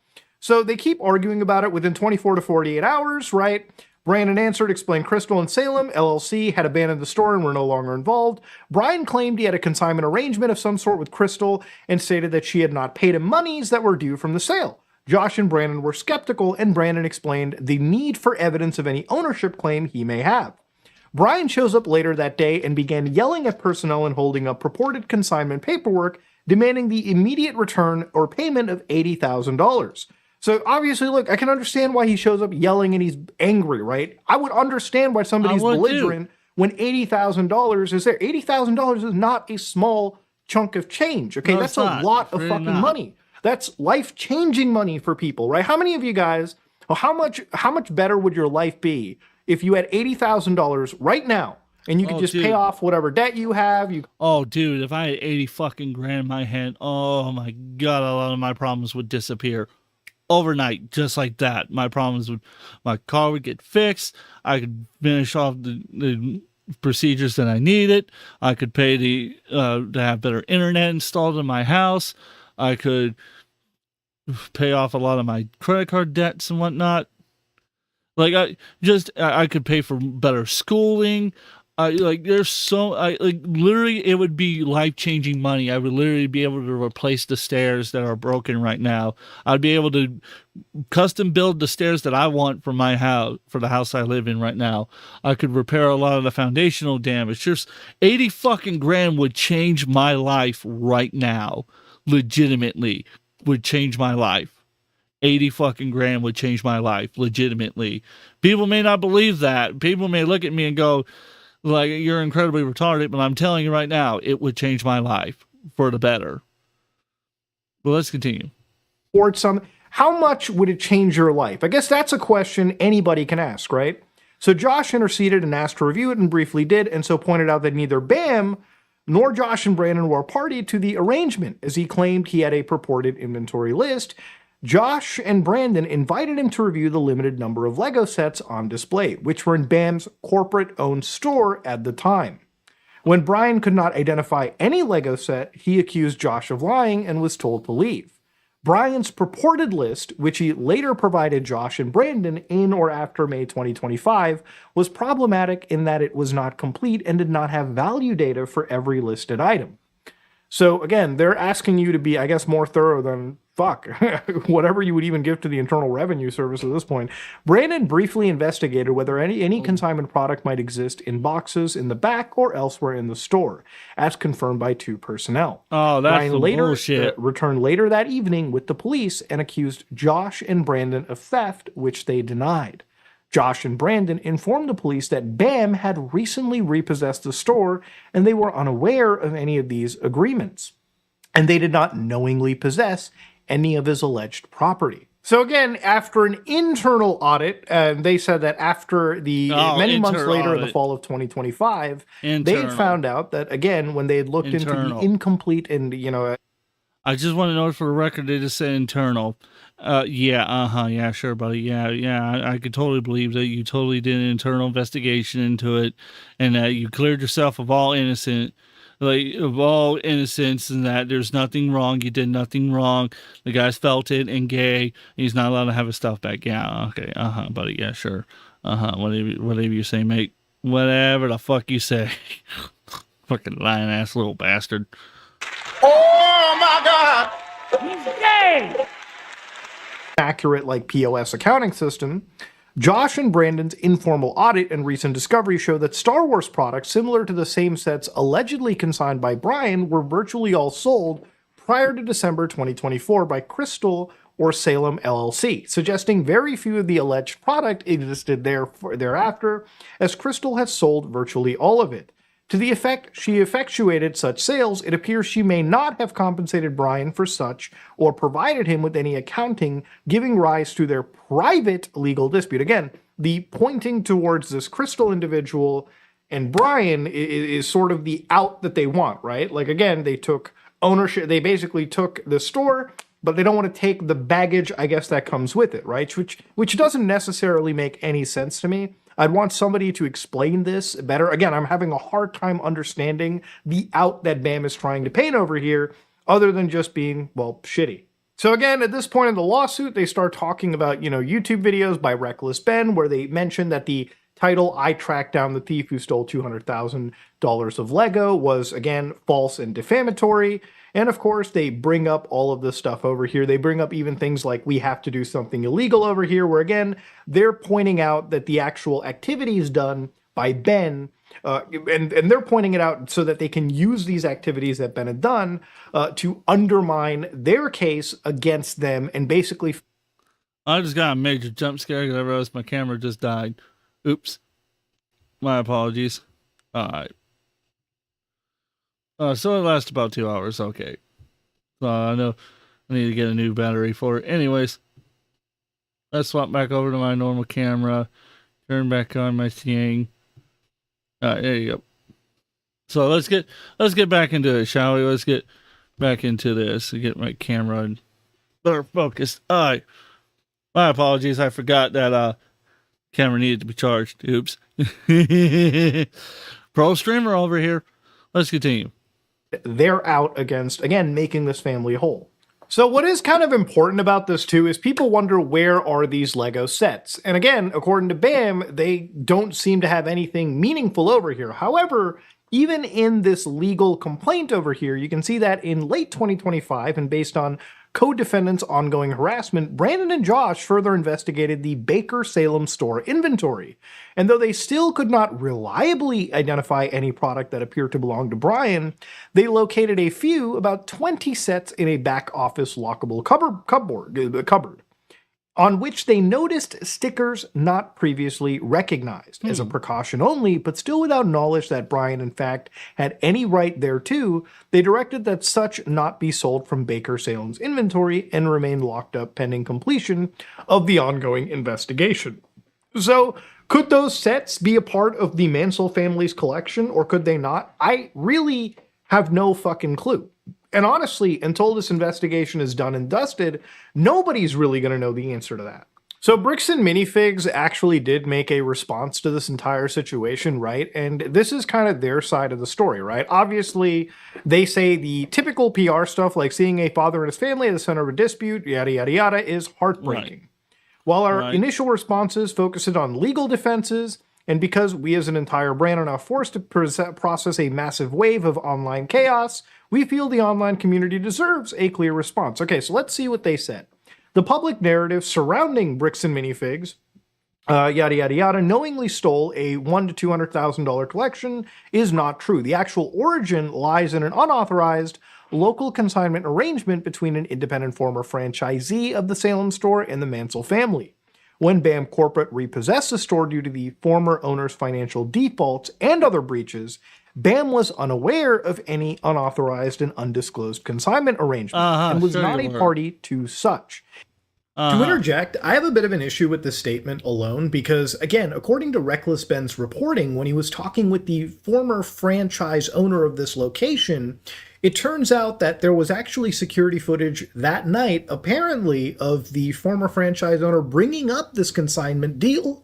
And of course, what seemed to be corporate saying that all of this acquisition of her establishment by corporate would actually come with them taking over these consignment operations too. So just listen to this really quickly. All the footage and evidence is there in the security cam footage. It's him at the store kicking her out.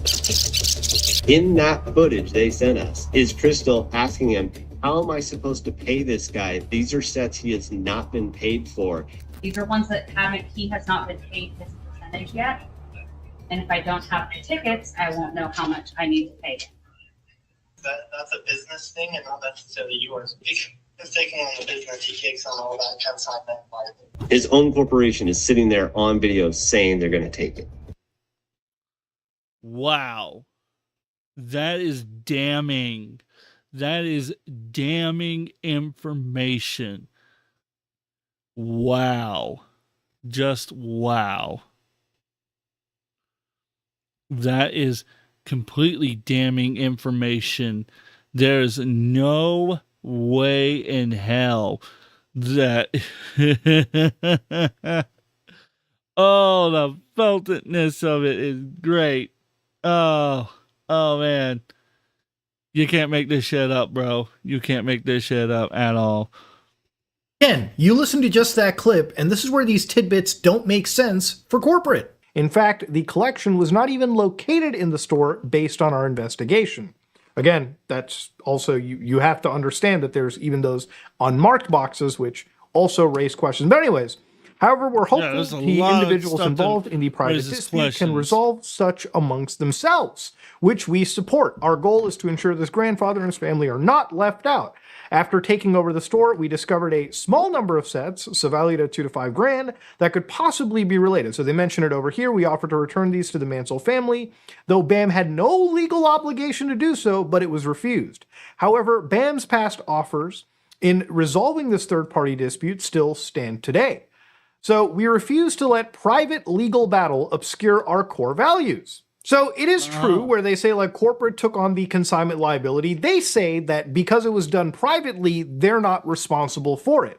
But it's insane that we can listen to that clip just earlier and just now all of a sudden this company was like, no, just because they said it verbally doesn't make it binding by any imagination. I'm sure legally it probably doesn't. But it's so unethical to have made that statement coming from a corporate employee and then now you're going to renege on it? Like, fuck you. Now, again, honestly, at the end of the day, legally speaking, I don't... That is a level of bullshit that just wow. Just wow. Just wow. Just wow. I'm just lost for words. I am at a total loss for words. I don't know what to say. I really don't know what the fuck to say. Let me move over to my talk scene real quick because I know my camera shut down here. So let me swap over my camera real quick while because I'm going to charge the battery up for it shortly. But just I'm at a loss for words. I don't know what to say. I have no idea what to say. That is freaking crazy to me. That is insane. The guy is on fucking video saying they're going to take care of the debt, right? Saying they're going to take care of it. It's going to be perfectly fine. That they'll deal with it, right? And they just turn around and go, we don't care. Right? Well, we said it verbally, so it doesn't actually count. We're just going to who cares? He can get felted. Yeah, it's just, no, that ain't cool. There's nothing cool about that. There's nothing cool about that. It's just unbelievable. Unfucking believable, man. Just at this point, I'm just like, what the fuck is wrong with people? Just what in the absolute fuck is wrong with people these days? It don't make any kind of logical sense to me. I don't understand these people. And I feel like a broken record because I say that all the time. But these people make no logical sense to me. They make none. They have no logical sense to me whatsoever. It's kind of mind-blowing, actually, when you think about it. When you really think about it. Anything about how these consignment operations would work. This is not my, realm, but everything that I've kind of seen over here is ethically, I think one of the best, I guess the best way to kind of handle it is probably look at, I'm assuming these stores have like some level of insurance. Maybe look into your insurance and consider, paying out the family through insurance and then taking the battle between you and the person you took the franchise from. It really seems like this Crystal individual and BAM have sort of a fight between themselves that has more validity than involving this family.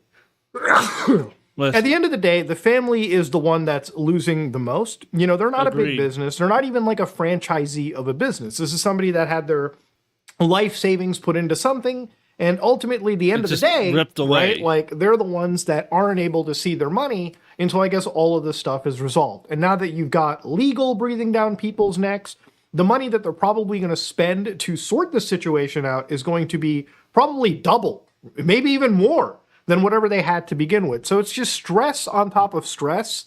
And honestly, it could have been so much better handled. But it seems like the owner of Bricks and Minifigs is just incapable of doing the most ethical thing in sorting the situation out in a way that didn't involve, a fat Indian guy even talking about Legos. You've got everyone on the internet talking about this, and for rightful reason so. Yeah, I Law wonder enforcement why. agencies even had to respond to this, and it seems like people have been alleging that bricks and minifigs, and a lot of these people have had their hands up the law enforcement asses, specifically the American Fork Police Department, and have basically used this law enforcement agency to harass the family and the YouTuber in question. Yes, Now, again, that's a very severe allegation right there, and honestly, I have some cause to think maybe, just maybe, that might have some validity. It's pretty fucking and blatant. ultimately, I think the validity that it has warrants the federal government to get involved. And Yes, it possibly does. see if there isn't any law enforcement corruption, right? Ultimately, the end of the day, I feel like the actual law enforcement agency over here did very little to assist the family. If anything, it seems like they're doing everything they can to fuck side the family with the over. people that are more ethically and morally bankrupt in this entire situation. And it makes me question what the actual involvement of the law enforcement agency really is all about, right? Like, what are they? I just, because I can't help to look at it, but to think that this is just the amount of fucking moral bankruptcy to this whole thing is fucking wild to me. It is wild to me that it's gotten to this point now that they no longer that the people whose sole job is to work for the people, to protect the people, and to serve the people's best interest is literally doing everything in their power to do the exact fucking opposite of that. And the fact that just the fact they're getting away with it is what gets me more than anything else, is that they're getting away with it. They're just getting away with it. And it sucks. It really, really fucking sucks. It just really fucking sucks. Let's continue. Here to do? And that's a good question that I think everyone's kind of raised, right? At the end of the day, if you were the cops and you're talking about a situation involving, lost, Lego sets. Again, Lego sets that are worth a substantial amount of money. More money than I think, it definitely exceeds the threshold of something that you could file in like a small claims court. Why are they not at least turning this into some sort of criminal investigation to at least help this individual? I mean, that's at the end of the day what we pay like tax money for to begin with. That's what we basically have these people employed to begin with. But again, ladies and gentlemen, it's a complicated story that goes a little bit deeper. And honestly, I say, like with most of these stories, somewhere the truth lies in amongst the miasma, right? It's not that one side is extraordinarily right.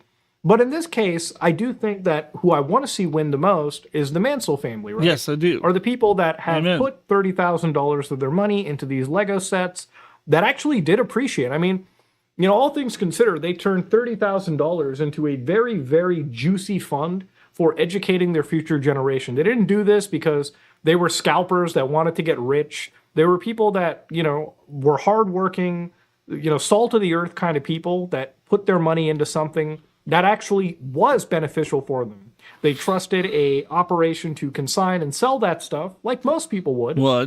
And got burnt. They are the ones that got screwed off the most. And honestly, if it wasn't for Reckless Ben, these people would probably have been forgotten about in the corruption that is corporate America. Amen. And also the law enforcement agencies that we pay and entrust to ensure that people aren't getting fucked on a daily basis. The Lego scandal is not just about Legos. It's more than Legos at this point. It's about institutional corruption. It's about how corporate America basically fucks the rest of us in our ass. And it's on a why daily this basis. community should band together to raise the awareness against this stuff and to make sure that this family is fucking made whole. If you like what you saw, please like, comment, and subscribe. Dislike it if you dislike it. I am out. Hello, guys and So, ladies and gentlemen, I'm just going to say my final thoughts on the whole thing is that the fact of the matter is, all those police officers who were harassing Ben, who were going after Ben, need to be arrested, need to be charged, and need to be put in prison. I can't necessarily say what crimes, but I'm pretty sure corruption should be definitely on that major list of charges. Not only should they be put in prison, but the fact of the matter is those business owners should also be put in prison. BAM should, in my opinion, be put out of business because they're clearly corrupted. It's clear as day that they are a terrible corporation. And the fact of the matter is they're suing innocent people and trying to ruin lives, and the courts should not stand for it. That lawsuit should be lickety-split thrown out, and a better lawsuit against BAM should be put in place. That's my opinion, my beliefs, and the fact of the matter is it's bullshit. The whole thing is bullshit, and it is fucking depressing to see this happen. It's so fucking depressing. It's so sad. And I feel so bad for the family because they didn't do anything to deserve this. And now their lives are being ruined for it. This is total nonsense on the highest level possible. So tired of these people. So tired of them. But that's my thoughts, ladies and gentlemen. I'm going to go ahead here. I'm going to shut this down. I'm going to go pull up that was a fantastic video by Mudahar. Just an absolute fantastic video. But we're gonna go ahead. We're going to watch a little funny video about the quartering getting felted.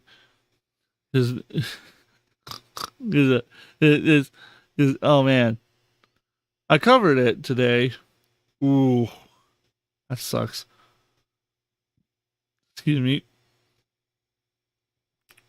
Oh, let's see. Oh, God. No, thanks. Let's see. Where is it?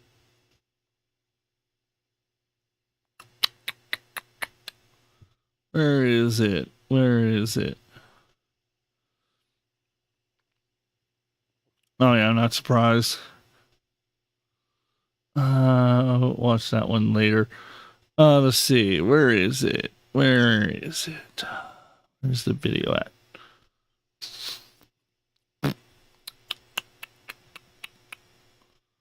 Let's see. And the camera lasted a pretty good amount of time, but I do need to get another battery for it.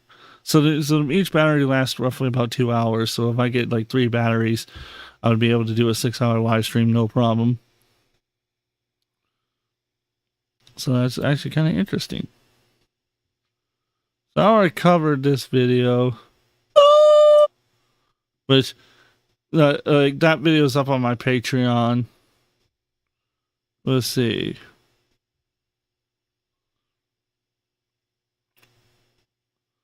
Yeah, he totally felt it. It was hilarious. Let's see. What do I want to react to? I want to react to something about the quartering, but I think I changed my mind because I already covered that video, and that was a pretty funny video. And decide what I want to cover in particular.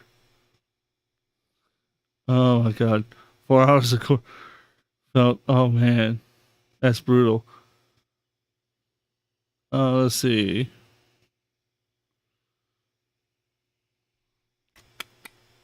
Let's see. What else I want to record? What else do I want?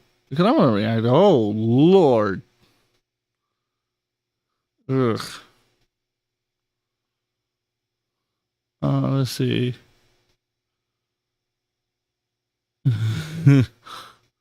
Oh yeah, I forgot he justified drinking.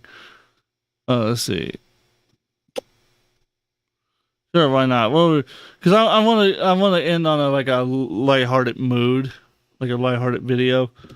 So let's go over here. We're gonna end on a lighthearted video because I can't stream for too long tonight. I gotta work on some other content, but and also because I'm kind of getting tired, because I've been up all day working my butt off trying to get more stuff set up, and obviously working on the camera that you saw and how that kind of made it a little bit of a disaster. But at least wise, we got some great content out of it. So, and you guys got a good chuckle at me once again being a hashtag pro streamer and fucking everything up as I normally do. So let's go ahead and have some fun, shall we? Let's have some fun.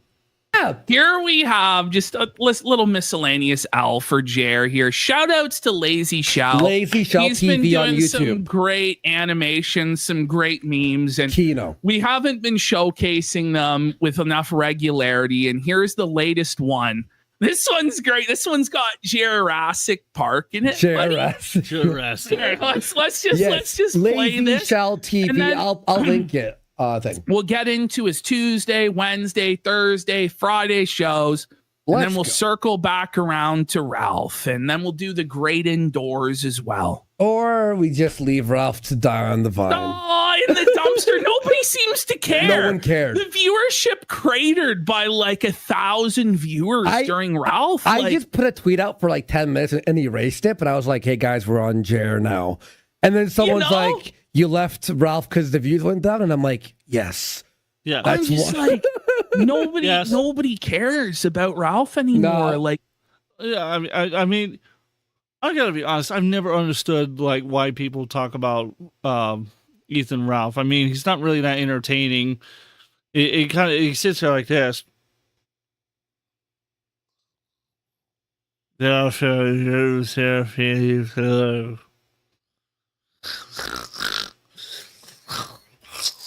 gonna abuse my girlfriend, and like that's just annoying. And he's like, because with me, I have ADHD, so like I tend to sway and move around a little bit. It's a way to help me like try to stay focused because my mind will wander and go all over the fucking place. So I find if I'm just moving myself slightly, just keeping myself kind of occupied, that my brain will be like, okay, I need to focus on this. But like with him, it's like,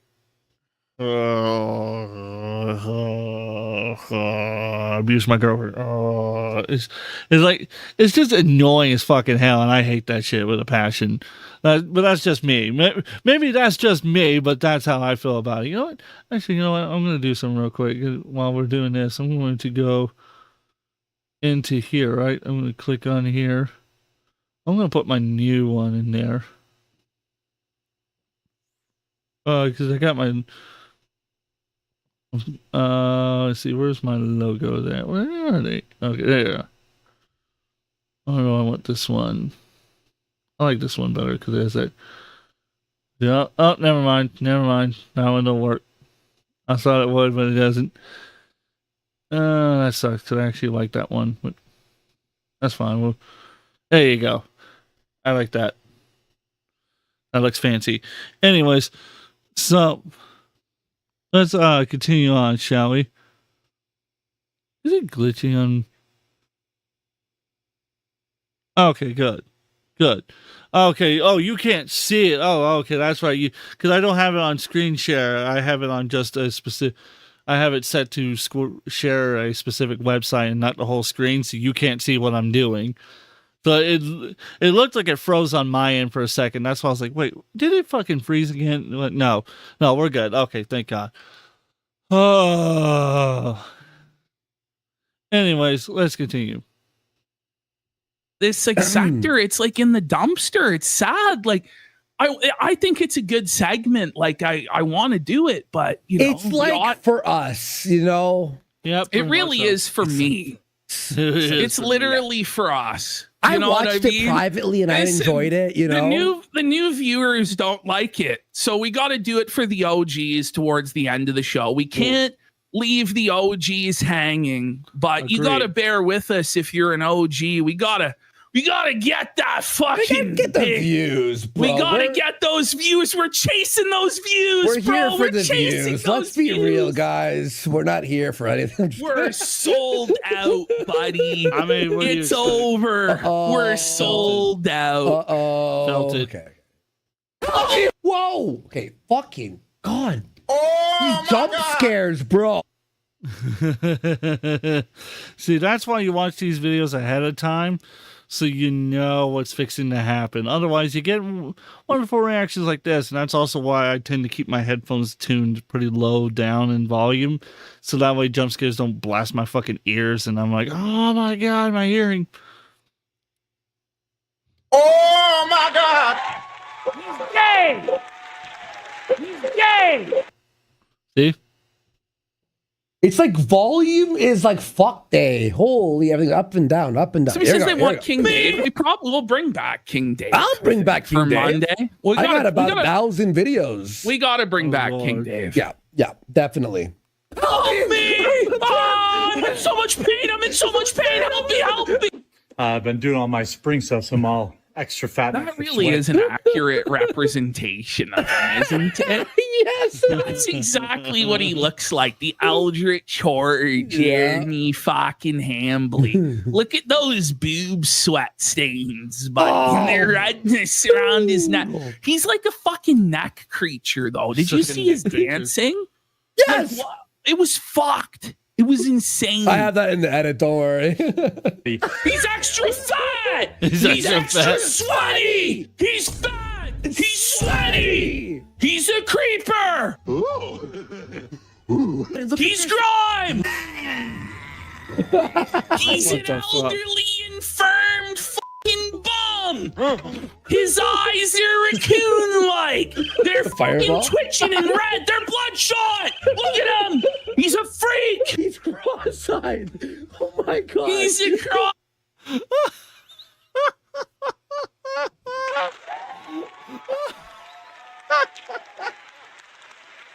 He's fucking cross-eyed. He's pointing at him too. He's been pointing at him too. Oh shit. Oh.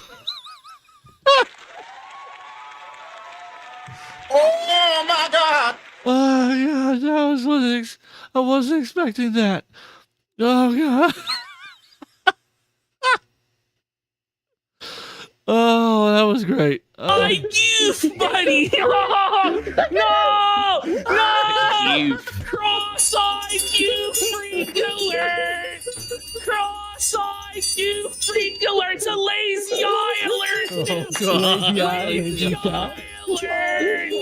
Lazy eye alert! Saying, help me! Help me! Help me! Help me! Oh, I'm in so much pain! I'm in so much pain! Help me! Help me! He's a googly-eyed bastard, Morrison. His breast needs support. Why does he look so ghostly? He's got moves. His udders are protruding disrespectfully. Bro, cover your shame. I'm a little tired. He's tired. That's insane, though, isn't it? The tired. Now this is great. Jurassic Park. Jurassic Park. Oh my god. Oh my god! Look at him, bro! What's wrong with this guy? Oh lord. Fucked, buddy! Little head, big body. Little Look head, at his big fucking neck, though. atrocity, Abomination. Look at this, bro! Oh lord. Holy Jesus. Oh my God! That's horrifying. That is Oh my God! horrifying. It's cryptozoological, buddy. He's freakishly proportioned. No, he's laying. Are on those this parachutes poor for fucking? I'm surprised that her spine can handle the fucking weight from Ham Planet Hambly fucking leaning on her like that. Holy bro. He's checking his pulse. He's checking it twice. How's everybody's Here we go. mornings going? How is everybody's mornings going? In like the Joe Rogan studio. Right. That's what everybody wants to hear. Hey guys. Mornings? How's everyone's mornings going? You just woke up, you're like, what? I don't know. Could you imagine? Could you just imagine? So that's what you wake up to every day. Now I really feel bad for his wife. Damn. I feel bad for her. Holy shit. Oh, I feel bad for his wife. I really do. God damn. I feel bad for her. Holy shit. That's sad. Oh, that is sad. Ooh, whoa, buddy. I feel bad for his wife. I really do. Imagine waking up to that. Honey, how is your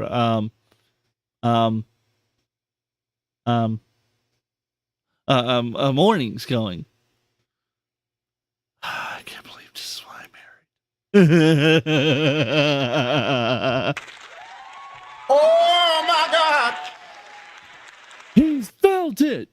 All right, let's continue.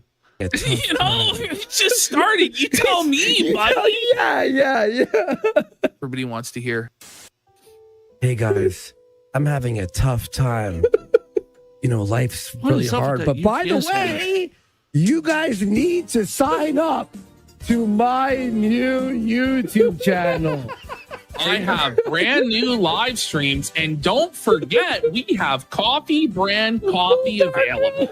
It's definitely not a drop ship coffee company, even though it's illegal what I'm doing because I'm not disclosing the ingredients or where it comes from, you know, but that was our music, by the way. I was the one like live. I love these animations. I know, they're my favorite. I'm such a mark for myself. You know what it reminds me of? You ever watch the Ricky Gervais where it was like the podcast, but they made it into a HBO cartoon? It's like literally, it was really funny. Monkey News? You don't remember Monkey News? Oh my God. Not the one you're thinking of, by the way. Oh my God, I remember that. That was fucking hilarious. That show was awesome.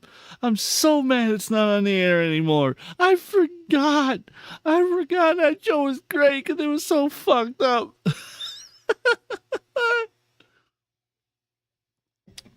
Oh, man.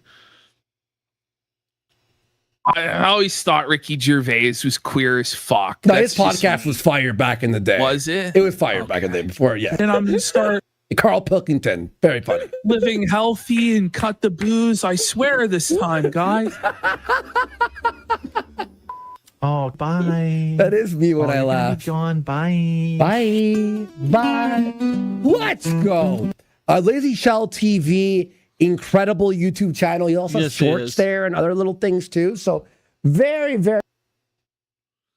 All right, that was funny. I needed that little bit of palate cleansing. I needed that palate cleansing because, man, that was brutal with the Lego story. That was brutal. I needed a little bit of palate cleansing. All right, now that we have a little bit of fun giggling at the quartering and him getting felt it once more, I'm going to do one more. I'm going to react to one more video, and I've been meaning to react to this for a while now. And, it's funny and it's fucked up. Let's see. Oh, this is one of them, and this is pretty funny. So this was kind of funny, but it's from the channel that I'm planning on reacting to. So let me swap over to here real quick. Swap you here. This is Mr. Asian Pie. I found him a while back. I forget exactly what video it was I watched that I liked, and I liked his commentary, and I thought he was great, so I started watching him more, and I've enjoyed it since then. So let's go ahead and react to this video, shall we? Let's react to this one, and then we're gonna react to one of his other ones, his longer form video, and then we're gonna get out of here. What I'm talking about, this is such a bad faith argument. You clearly have a very poor taste in short stack goblin phenotypes. Motherfucker, she looks like a kid. She's probably a kid.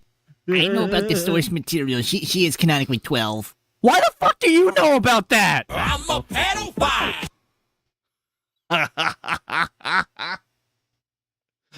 Holy shit. I love that part at the end. I gotta know what song that came from. And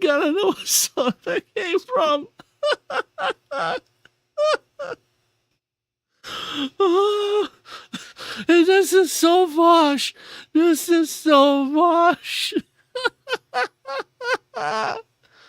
Oh God. Oh, I had to play that for you. That was too good. All right, this is the video that I actually Long ago in the wilderness of Massachusetts lurked a blue bear, and now he's back in the form of a middle-aged Canadian woman whose cheeks are flatter than deflated dodgeballs. What's up, guys? Goddamn, right off the bat. Oh my God! Oh, Jesus, this is going to be good. Oh, I could tell this is going to be real good. This is going to be real good. Asian Pie. Today we're talking about Pizzagate Comics, also known as Ellen Woodbury. Don't worry, it's not doxing because it's public information. Pizzagate, I meant Pizza Cake, is an online cartoonist who is Reddit famous, which is only slightly better than being Blue Sky famous. She's known for her riveting political commentaries of a country she doesn't live in, and her Hecarino relatable humor. She's also known for having a massive crash out anytime anyone makes a critical remark about her, whether it's about her as a person, her lack of wittiness, or her stagnant art skills. And it doesn't matter whether you're trying to be nice or not, because she will misconstrue any criticisms of her as you victimizing her, even when she is the one very clearly in the wrong. As example, in 2024, Pizza Cake released her comic, Talk, onto her home turf of r/comics. The comic was pretty standard feminist what if the roles were reversed, about how men belittle women. Oh, this ought to be good. Guy walks up to these girls and goes, "Hey, I got robbed by a group of women last night. First woman in blonde hair. Oh, God, pink dress. Horrible fucking dress, by the way. Well, yeah, wearing that fancy suit and watch, you're kind of asking for it. Kind of asking for a bus to hit you. Just saying. Black girl, and I don't know what the fuck that outfit's supposed to be, but it's god fucking awful. He goes, I bet this dude's lying. I wonder how you feel if you fall off a cliff." And then this lady over here is wearing the world's dirtiest fucking white shirt. I was going to say tank top. It's not a tank top. It's a white shirt. But I'm just saying, got redneck vibes going on. Maybe doing stuff with her family members that she shouldn't be doing. Because not all women rob people. Oh my God, your argument makes no logic. None of that makes any logical sense whatsoever. Makes no logical sense. Lord. Black guy goes, it can be really isolating and lonely sometimes for men when he don't gets cut off by the woman right here in the world's worst dress going, oh please, I know what men are going through. It's not that bad. Yeah, sure buddy. Whatever you say. This guy's such an attention whore. Coming from the person who seems to be wearing a rope for a fucking belt. I'm just saying. Just saying. You know, and then this other lady, again, looks like they may be doing things with their family that they shouldn't be doing. Goes, women have issues too. Wham. This guy goes, I like wearing a hairpiece because it makes me feel confident. Hey, well, congratulations, brother. I like your beard. I'm not sure why you have a button-up shirt that's being covered up. Why is the collar not over the top of the sweater? That doesn't make logical sense. Why would you have like the fins on the end but not have the collar over the top of the blue shirt? That just doesn't make logical sense. I don't understand why you drew him like that. And so the same woman again, world's worst dress and haircut. By the way, that haircut. Oh, good God. Whoever your barber is, you should sue him because they like butchered your hair dramatically. So you're just lying to women. Yeah, just like how you're lying about your hair looking good. The black lady goes, this is why you take guys swimming on a first date. Who the fuck takes anybody swimming on a first date? What the fuck? Oh my God! Are you a dumbass? Hold up. Don't answer that question. We all know that she is indeed a Dumbass. You're a dumbass. You're great. Just saying. And she goes, you should look good naturally.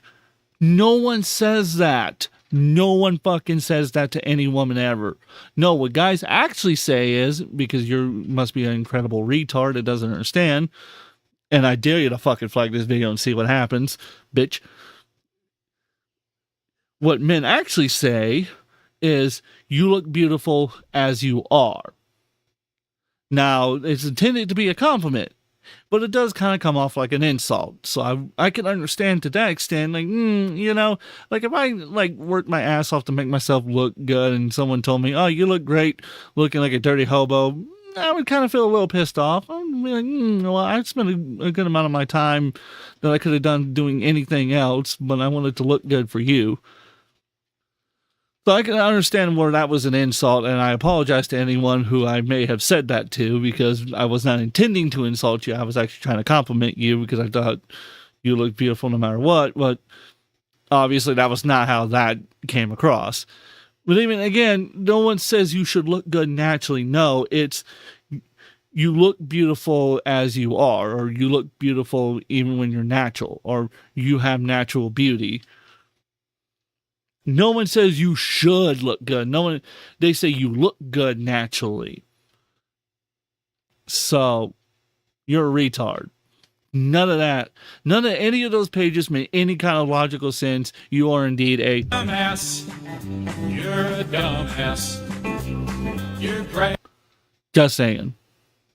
The fact that in each of the 3 scenarios portrayed, women also belittle men on these same exact issues and more. Surprisingly though, despite it being Reddit, the comic was actually poorly received, even by her own audience, with male sexual assault victims coming out against her, and rightfully criticizing her for downplaying male sexual assault. Her response was to double down, and it even got so bad that she even lost karma, which is worse than getting ratioed on Zitter, because on Reddit, if you have a low enough karma, you're not allowed to post and engage with certain communities. To be fair though, she doesn't need it because she can just buy the upvotes back. Also, by the way, did I mention that this woman is unemployed? So, how does she stay afloat? Doing porn and cucking her husband. Unfortunately for Pizza Cake, even when she's just titties and ass, she's not hot, so she has to go for the next best thing. Drawing porn, specifically rape porn. But don't worry, it gets better because she self-inserts as the rapist. The woman who downplays male sexual assault also draws rape porn. Are you really shocked?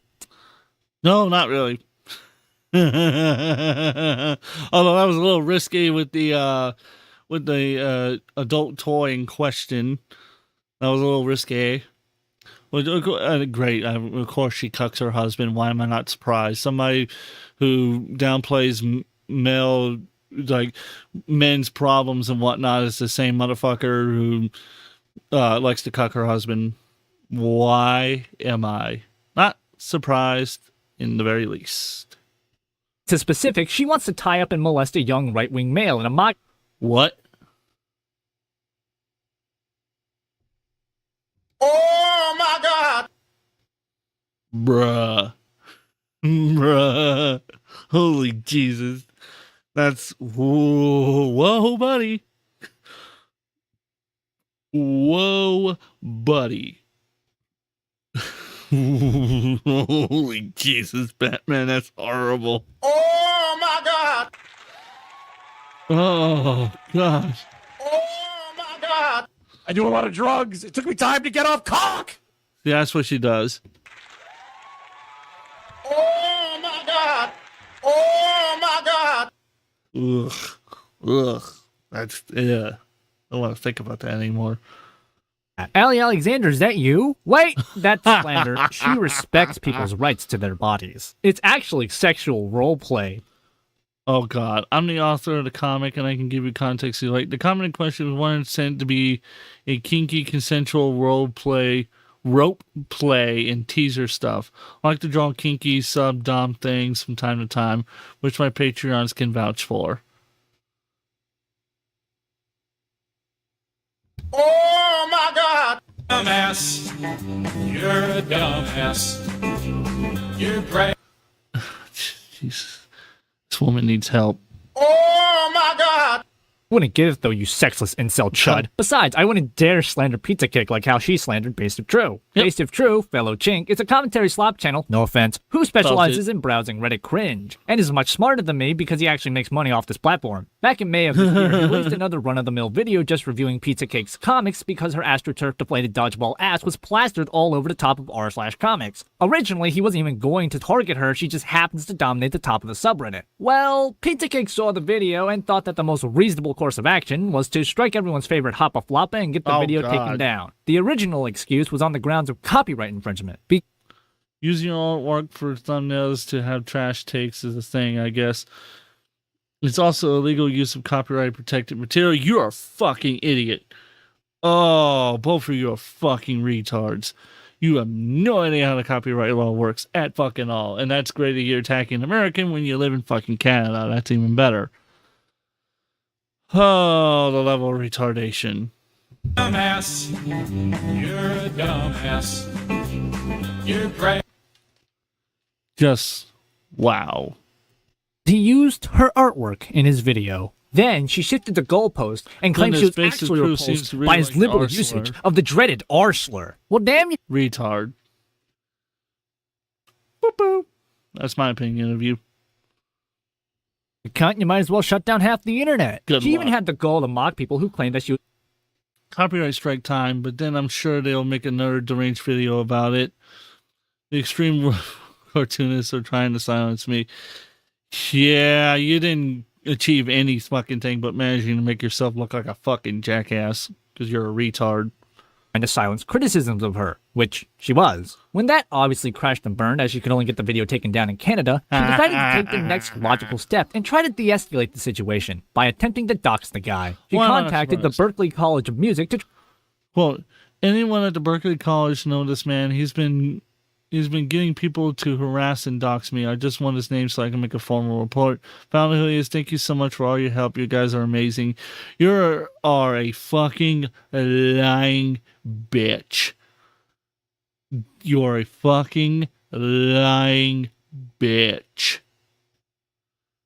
Fuck you.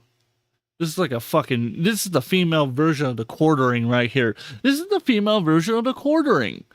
She is the female version of the quartering. Beat for fucking beat. That is sad. And felt it. And gay. He's gay! Let's continue.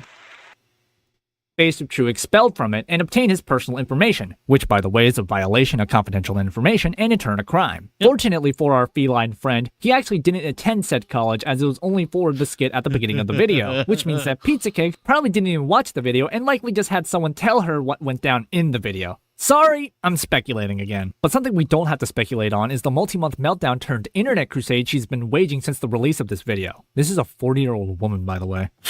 When silencing and attempted doxing blew up in her face, she then decided to play victim, claiming her critics were the ones trying to silence and dox her. She cries in pain as she strikes you. Now, in all fairness, the Shardy did dox her, but considering that her own unapologetic attempts signal that all tactics lay bare over a video, calling her a terrible person, it's not much of a mystery why sympathy for her was in short supply. Now, doxing is bad, and I do disavow that action. But through the doxing, it was revealed that this woman had over 200 pages worth of DMCA takedown notices.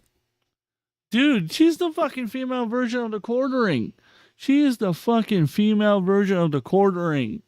Holy Jesus, Batman. Oh my God! She is the female version of the quartering. Just, oh my lord. Writing this video, that is over 40 more pages than her entire Kiwi Farms thread. God Adding on damn. to the collection of takedowns, she also filed a police report, just straight up, over Base of True's video.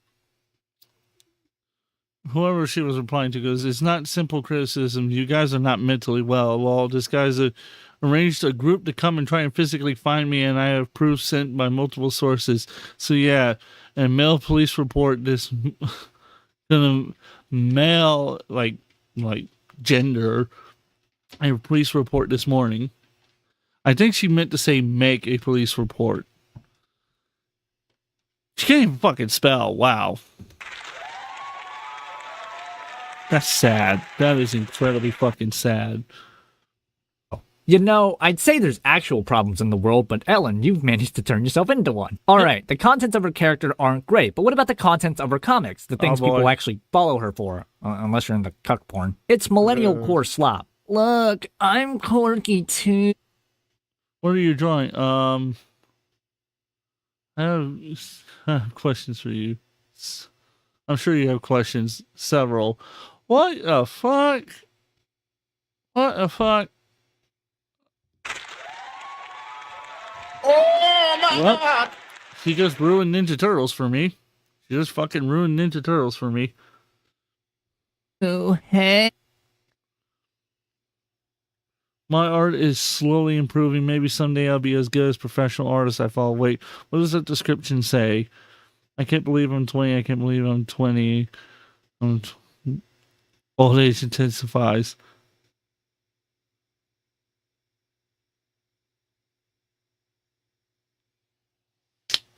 Trying to figure out what's funny about that.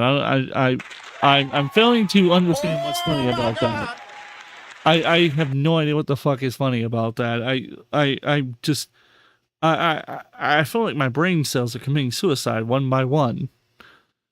I'm a cartoonist. I'm a Oh, good lord. chip spinning to Funky Town. It's a chip that spins. I don't get it. You know, back in my day, our content substance wasn't just nonsensical brain rot. 2003 banger.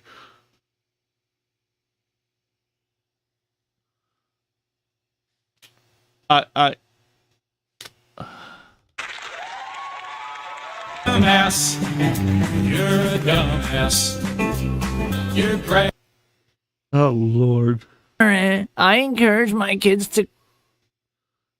And Mom, look at me. I'm a beautiful lady. Sweetie, we've talked about this. You're a dark aluminum. Try the sun instead.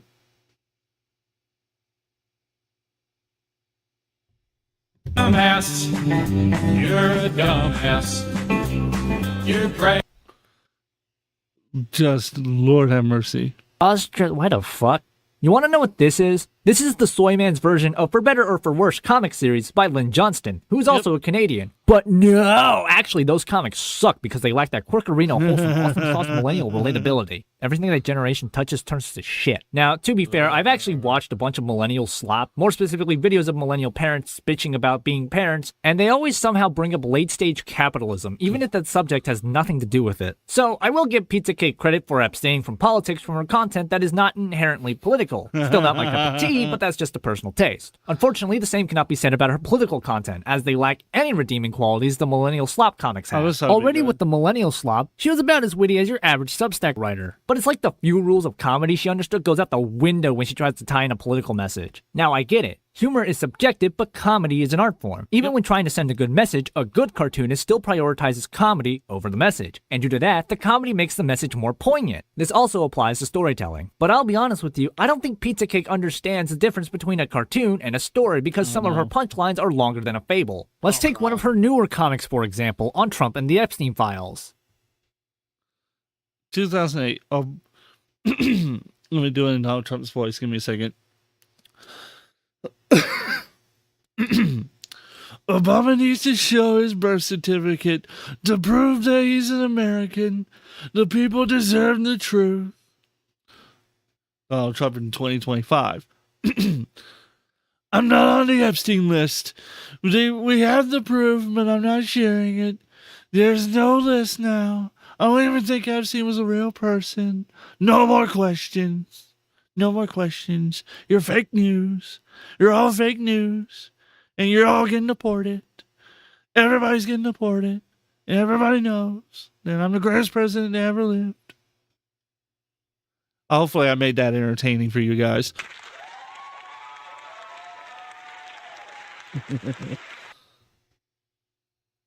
You get the joke? The malignant mango is a hypocrite. If I actually read this out, it probably would have doubled the runtime of the video. Do you want to know how to do the same message in a far more effective manner? Imagine lying to the American people. I just boiled down this entire essay into 6 words of dialogue. Is it funnier? That's up for the viewer to decide. But does it convey the message more effectively? Yes. Yes. This one is one of her social commentary Oh, it's going to be good. I'm a rich celebrity on my way to go partying. I can afford literally any means of transportation. I think I'm going to drive. Now, why the fuck is her breast like all fucking lopsided? That's what I don't understand. Like, why is one breast like fucking like just woo, like down here, and then the other one's like wooey wooey up fucking here? What is this like jangling thing? Like, what is this all about? I don't understand that. Or like, I can someone explain to me why this is happening? Because I don't get it. Like, because I've never seen a woman's breast ever flop like that ever. I've never seen that. I know that like human like natural breasts are big like that, tend to have a little bit of lopsidedness, but never to that extreme.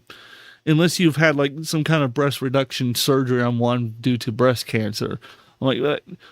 But that's not naturally occurring. That was you had to make that decision to live kind of thing. So it don't make sense to me. Oh, Lord. Why am I trying to make sense of this? I'm being retarded and gay. Yay! Let's continue.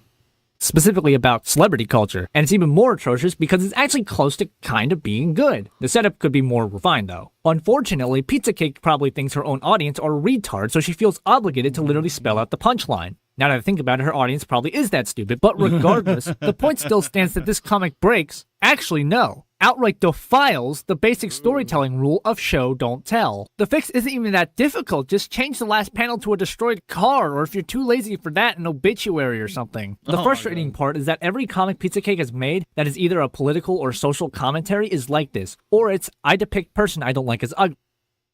Wait, hold up. Let's go back to Trump one.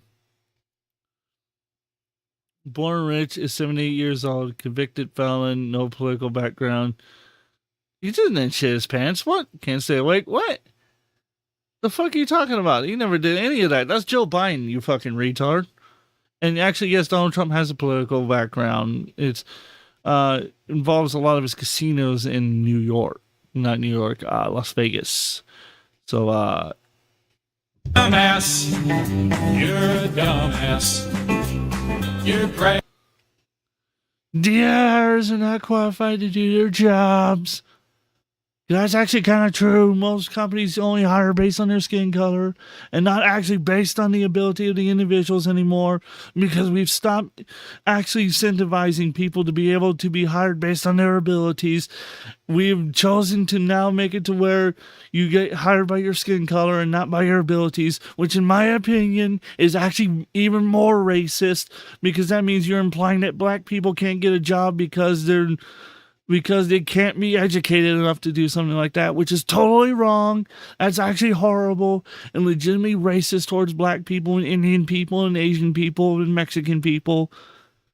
But in all seriousness, I legitimately believe that DI hires actually make it less favorable for those people, because now you're implying that essentially they wouldn't be able to get the job without some kind of extra help, versus where I know a ton of people who are black and Mexican, or just Hispanic folks in general, black people, and Asian people I've met who are extremely fucking talented people, both being musicians, engineers, teachers. Just like, to me, it's ridiculous.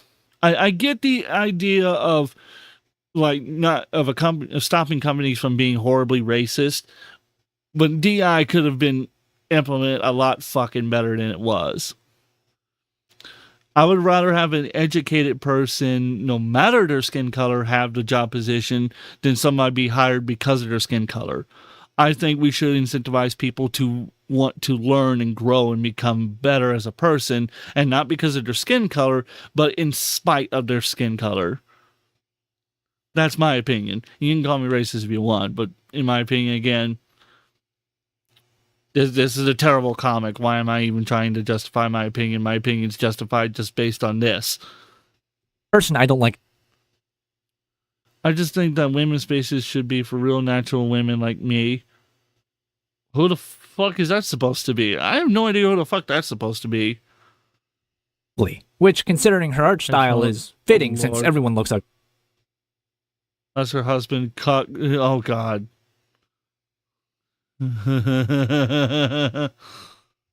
Lord ass damn.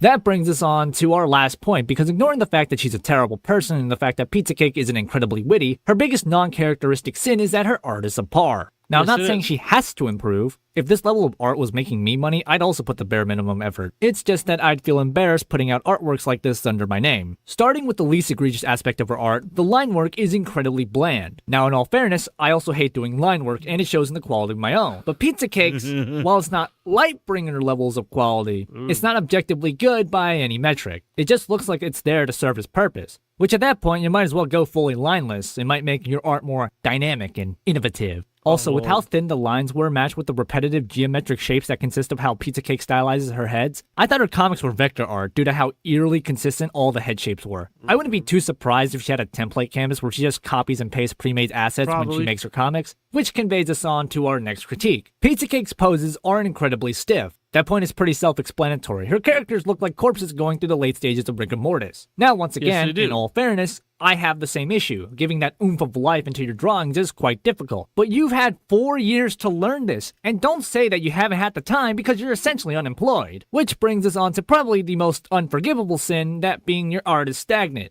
If not, it's gotten worse. The most visually interesting artwork you've made is this one, where artistically you're not being yourself, which is very telling of your character, Pizza Cake, because you can't take criticism, which is truly tragic because criticism is not only the main way you improve as an artist, but also as a person in general, of which you've proven to be quite a terrible one. Now, I could probably go on about how I'm not a huge fan of her color palette, her lack of understanding of 3D perspective, and be nitpicky about my criticisms.